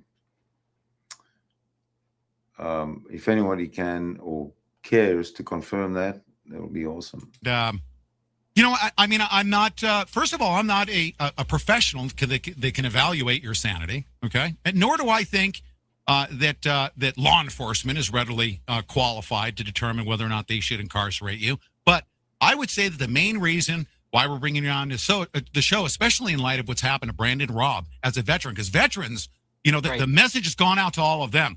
But I'm going to say at this point in time, just as Doug Hagman said, ladies and gentlemen, Christian gun owners of America, you need to be forewarned of what this man has to tell us. Now, I did actually cover some of the information that was in the mess. This Pete guy, Pete Santilli, is really revving up He's really revving up Jason Egroff.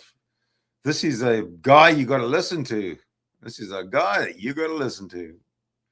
Look at the excitement in his voice.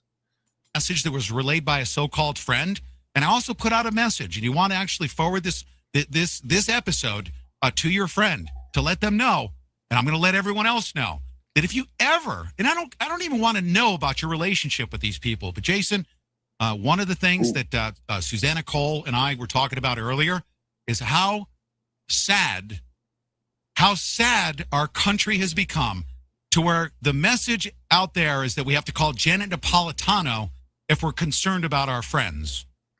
We call Janet Napolitano to have the Department of the Homeland Security show up at your front door.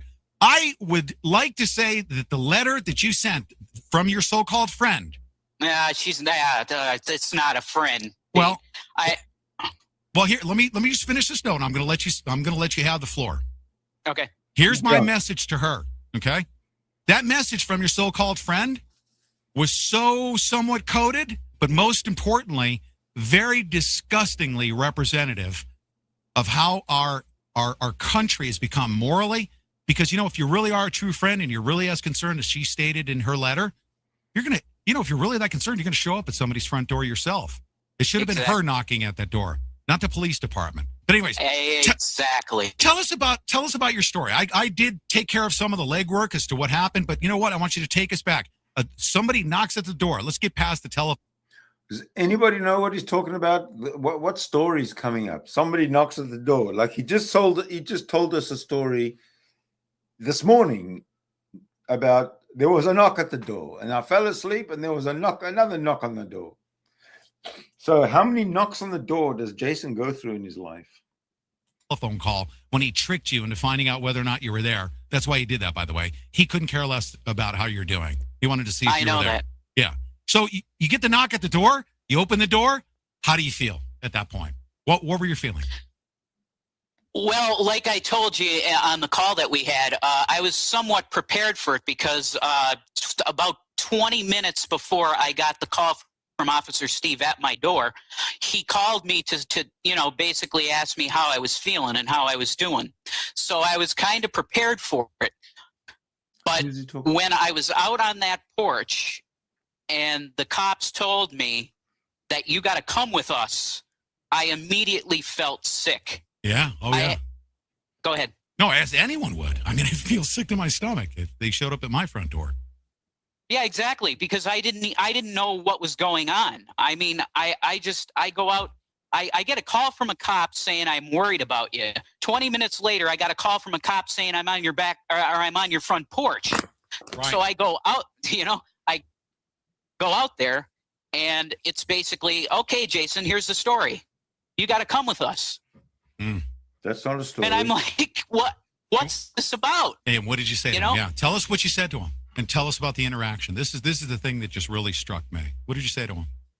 Well, I said, sir, I would really like to understand what this is about. And he said, okay, here's the thing.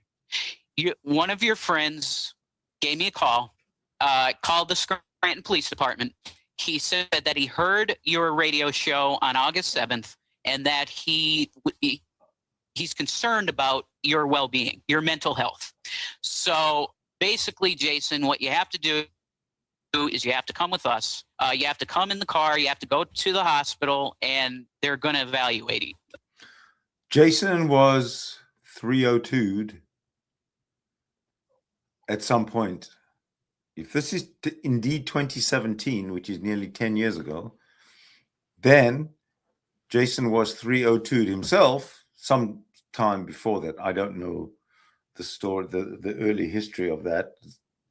If anybody does, I really would like to know about it. But so there we go. So Shanny was just 302'd, and Jason was 302'd some time back.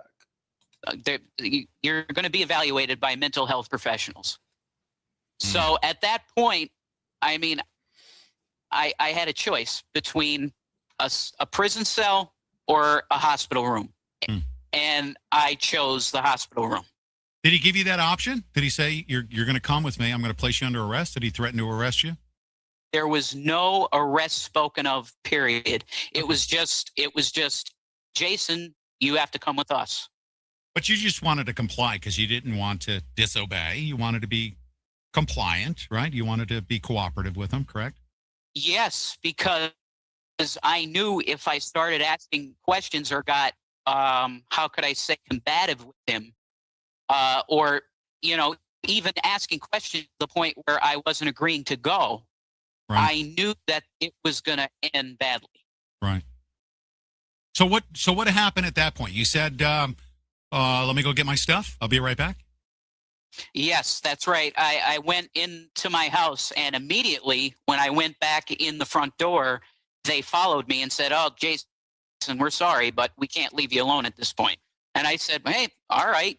And they commented on my TV that it was nice and that I got a surround sound system. And I was like, hey, guys, come over sometime. We could watch a movie or something. But wow. I grabbed, Pete, I was just trying to be as nice as I could be because I knew where it would go if they even sensed a little bit that there was something not right with me, Yeah. Oh, yeah. Right. But you know what? You consider yourself to be very, very stable, very sane. I mean, there was really no justification at that point for you to be taken away, and that's why you were. Is that why you were cooperative? Yeah, I knew that there was that I had done nothing wrong, and that every single thing that I said on that first radio show was covered under the First Amendment of our Constitution. Well, what did you say in that first radio show that would have given concern to any family or friends? Can you think of anything that you may have said that rose red flags, as your friend said? Well, very simply, the first show that I did was to introduce myself to my audience, and the main focus of that show was me giving my testimony in finding Jesus Christ. Mm-hmm. And Pete, I'm just going to say this right now because it's the truth. Mm-hmm. There is a common thread to all of these called friends that reported me and conspired against me to get me in this position that I was in. They're all rabid atheists. Mm. Wow. Okay. Yeah. Now, I know that I don't know your audience. I don't know where they stand in terms of their spiritual standing, but I'm telling you right now that there is a spirit war going on our planet. And the bottom line here, in my case, I don't know about Brandon Robb. Mm-hmm. I can tell you that my case was absolutely spiritual condemnation. Wow. It was persecution because of my beliefs. Now, you asked me what I said on the show. Mm-hmm. The only things that I said on that show that could make people wonder about it, where's this guy going, was I said that I don't like where the government's going. I said that I felt that I had a dream that Obama might be the Antichrist. Mm-hmm. Now, there's plenty of preachers out there that go way farther than I did, saying he is the Antichrist. Yeah. Okay? Mm-hmm. That isn't where I went. I just said maybe, possibly. And I said, I don't want to believe that. I love my country, but maybe. Did you cite biblical scripture as and tied that together with your thoughts and beliefs as to who Obama is in your mind? I felt that I got a dream, vision. Mm-hmm. Okay. And it was during a fast. There's absolutely nothing wrong with that. Could I stop you? Because you did mention something, and I need to put this on the record, okay? As a former United States Marine, as a constitutionalist, as a matter of fact, I'm not going to say what my beliefs are because I don't even think it matters at that point. Because the U.S. Constitution protects you, and I would, and as any other veteran or active duty military person, absolutely would put their lives on the line. We actually go after foreign enemies to make sure that we preserve and protect your right to express not only your personal opinion, but we will not infringe upon your religious beliefs either. God bless you. Yes, sir. God bless you too. Yeah. See, that's the thing, Pete. I felt that everything I said on that show was covered under the First Amendment of the Constitution. I absolutely agree with that. Mm-hmm. I never, ever said that I am encouraging violence against anybody, because I'm telling you, Pete, if I said something like that, if I said that you should go out there and I'm not even going to say it. You know what I'm getting at? Mm-hmm. I would have called the cops on myself. Yeah, exactly. Right. And we don't even need to say it here. That's all this show needs. I know. That's my point. Right. I don't encourage violence against anybody, let alone the president. I don't encourage that. I want you to we're going to have limited time here, okay? Because I'm going to bring in, as a matter of fact, at the top of the hour, we're going to go all the way through without any. I'm going to skip this break here. I want you to tell me, or tell everyone else, what you told me earlier about the fact that you had purchased guns because you wanted to prepare yourself.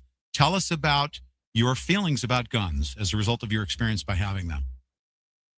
Well, the way I felt, Pete, after I heard Mayor Bloomberg from New York say that he thought it was a good idea for cops to get off the street until the American people give up their firearms, I said to myself, being a total pacifist hippie Christian, mm-hmm. I said to myself, you know what, Jason? I think it might be time for you to get yourself something just in case to protect yourself. That was a warning shot to you. Yeah. Yeah, exactly. That's how I felt that statement from Mayor Bloomberg was he was basically calling for the disarmament for America. Mm-hmm. And I didn't like that idea. So I got myself some firearms. I went out shooting with a good friend of mine.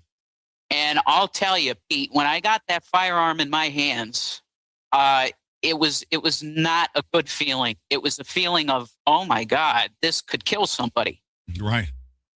And I immediately felt to myself like, this is not for you. Because a weapon, a gun is a carnal weapon. You know, I feel that my weapon is spiritual. Mm-hmm. It's the Bible. It's the Word of God. That's my weapon. Right. So when I got that carnal weapon in my hands, it was like, nah, this isn't right. But I'm not discouraging people from getting armed because that's my path. My path is to use the Bible as a weapon. Sure. And that's your constitutional right to do that. And whether anyone agrees or disagrees, okay, I think all of us that are listening to the show agree that you have a right to express that. You have a Second Amendment right to have those guns. But I want you to tell everyone what you told the police officers as they came through and they were about to take you away. I want you to go back to that point. What did you tell them? I told them, listen, this has to do with the guns, right? And they said, no, this doesn't have to do with the guns. But I said, listen, please, just if I could get out of this, just take them. Just take the guns. Just get them out of here. They don't mean anything to me. I just got them. I'm not. They don't mean anything to me. Mm-hmm. So if I could get out of this situation by giving the guns to you, please, mm-hmm. just take them. Right. He said, "This is out of our hands, Jason. That you have to come with us. You have a Second Amendment right to bear arms. Mm-hmm. That's not why we're here." So you had a great rapport with them as you were walking to the vehicle. What happened? You got to tell everyone this story because I was almost cracking up. Yeah, it's great. I knew the one police officer was a patriot because he said to me, "You're listening to those radio shows like Alex Jones and I'll add Pete Santilli. You're listening to that type of show, right?" I said, "Yeah." He said, "Listen, man, you gotta back away from that stuff because it can drive you nuts." and I said, "I understand that, but I want to know what's going on." But as I was going to the car with them, I had my arm around the cop, and I was like, "Just thanks for treating me so good." And he said, "Thank you for not resisting." And I got in the car. And they took you to that's an unbelievable story. So they take you to this facility, and your journey begins. Okay, so they humiliate you. They bring you in and tell us how you were received at that facility. You were at a hospital. What's the name of that hospital? Let's call these weirdos out as well. Yeah, well, I don't want to give a bad name to the hospital. Oh, the good. Police, That's fair. That's fair. That's very nice. So they treated you well, right?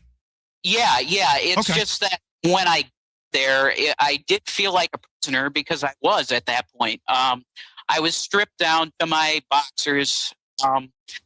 I had to put on the scrubs, the mental people's outfit that you have to put on when you go into a nut house, basically. Mm-hmm. And they put me up against the wall. They frisked me. They wanted me. It was the full TSA treatment. Wow. Okay, full groping. Wow. Yeah. They went up and down my legs, and it was. I wouldn't want my worst enemy to go through that. It's so humiliating to be.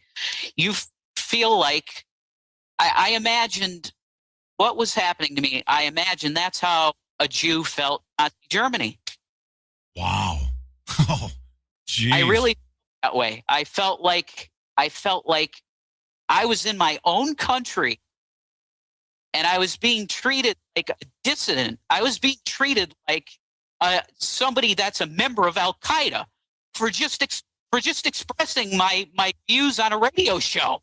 Were you locked in there? It was like it was just a hospital room, but it was run by the guards that were at community medical center. Were you free? Were you free to go? No. What if you tried to leave? What if you said, I have to go. I'm perfectly fine. I don't need this. No, I understand what you're now, Pete. It was locked. There was a door that I came through. Okay. And when it closed, it had a lock on it. So essentially, you were then at that point, because you weren't handcuffed prior, but you were not free to go. You were therefore under arrest. Is that correct? I mean, see, this is the scary thing. Yeah. It wasn't formal arrest. It was 302. It was a mental defect order, which was being enforced extrajudicious. It was not a formal arrest. It was arrest under the auspices of mental health, where you have no constitutional right. Wow. That is unbelievable. I didn't expect it to turn this way. But listen, in the essence of time, I want you to do this. So at this point, you're locked in there. I cannot believe this. I'm just thinking through this thing. And I'm never speechless, by the way. If you and you'll listen to the show, I'm sure, in the future, you'll never hear me speechless. I'm almost speechless by this. Yeah. You have the best voice I ever heard, brother, so don't stay speechless ever. Yeah. Now they're going to start patting each other on the back. But it doesn't make sense. It makes absolutely no sense.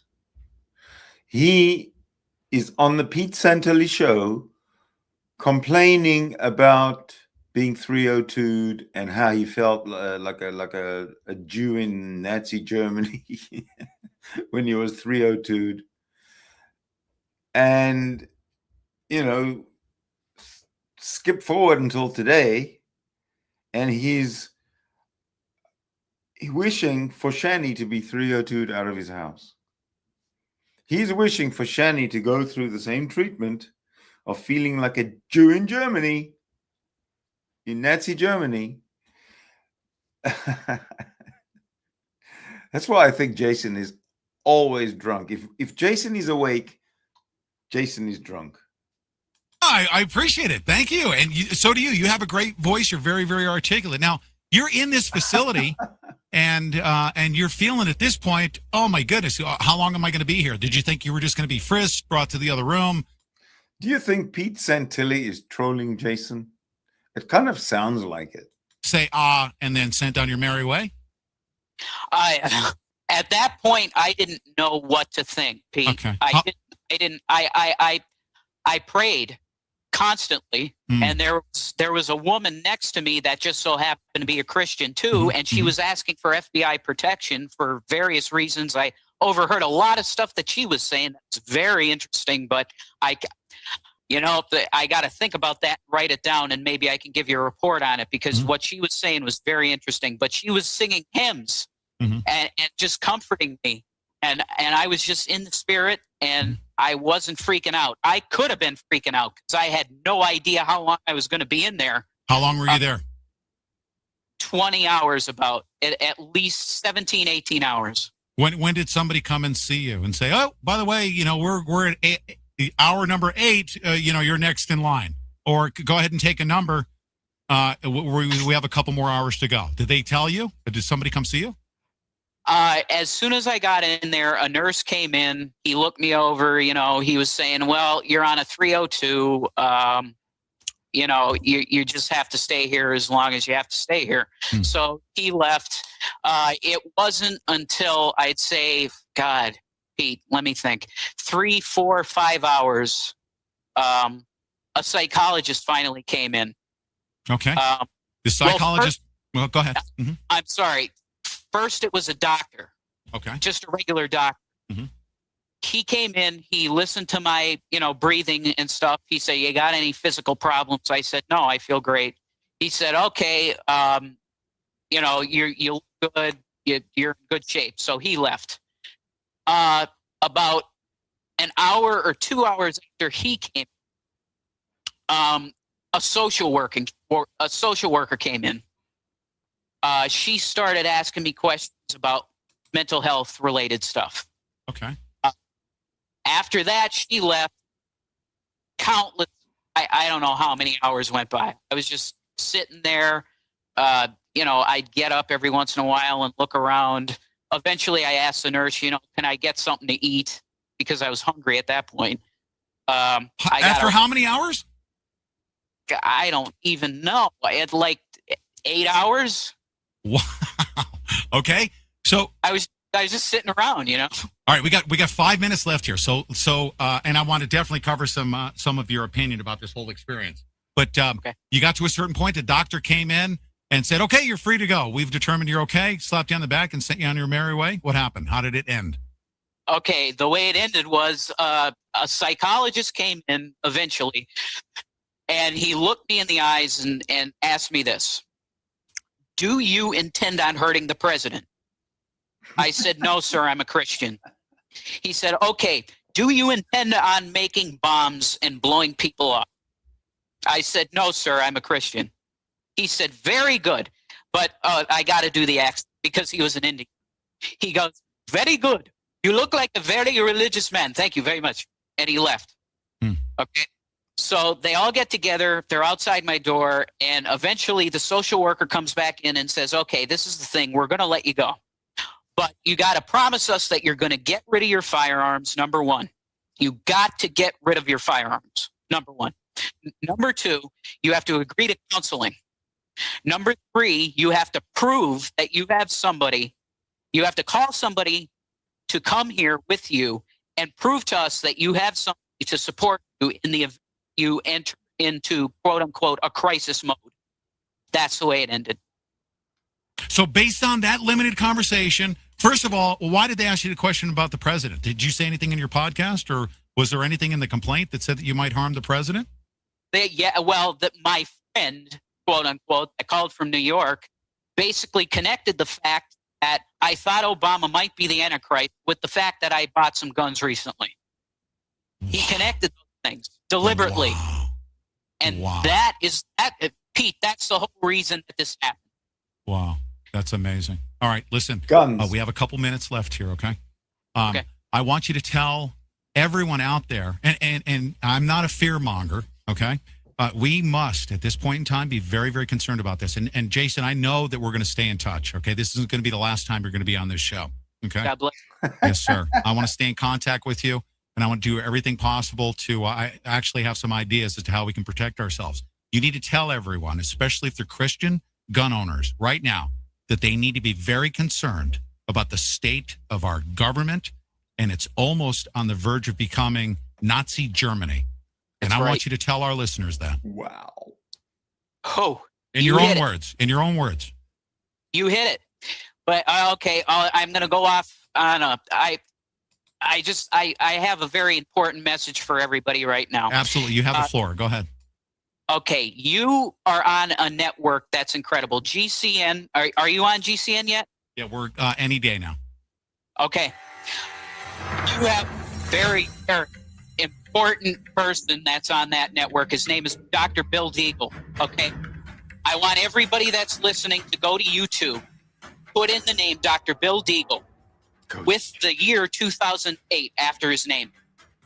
The second video that you see, it's called basically the Nexus of Man. There's a time coming that we have to realize is we have to connect to the Creator God. Our spirits have to connect to the spirit that created this planet. And if we don't, we are doomed. We have no time left. Okay? We have to come to our knees. If you're an atheist, you have to come to your knees and you have to ask the Creator God to put his hand on your shoulder. Tell him to show you that he exists. Because if we don't understand that there's a God that cares, we're all done. It's over. Okay? He's drunk. I absolutely agree with what you just said. Not only that, I did not want to cut you off. You have a constitutional right to say that. You're going to say it here on this show. and I will to the absolute death defend your right to do so.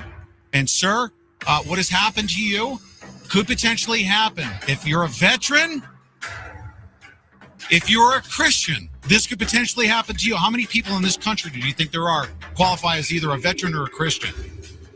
Absolutely. Yeah. No, You know what? Pete, I just want to say this one last thing. It doesn't have to do with religion. No, it does not. It does not. But there are two categories. We're gonna continue the conversation. You'll get a copy of the show. Let's stay in touch, Jason. Thanks for coming on, sir. I respect you, and God bless you, sir. All right. And we'll be talking, ladies and gentlemen. Jason Egroff, unbelievable. Don't go away. Hi. Yeah, that was Jason Egroff, ladies and gentlemen. All right, I'm going to call it a wrap. I'm going to wrap it up right here. If something happens, I'll try and catch up with it as soon as I can. But I have a very early start tomorrow morning, so I'm going to start preparing.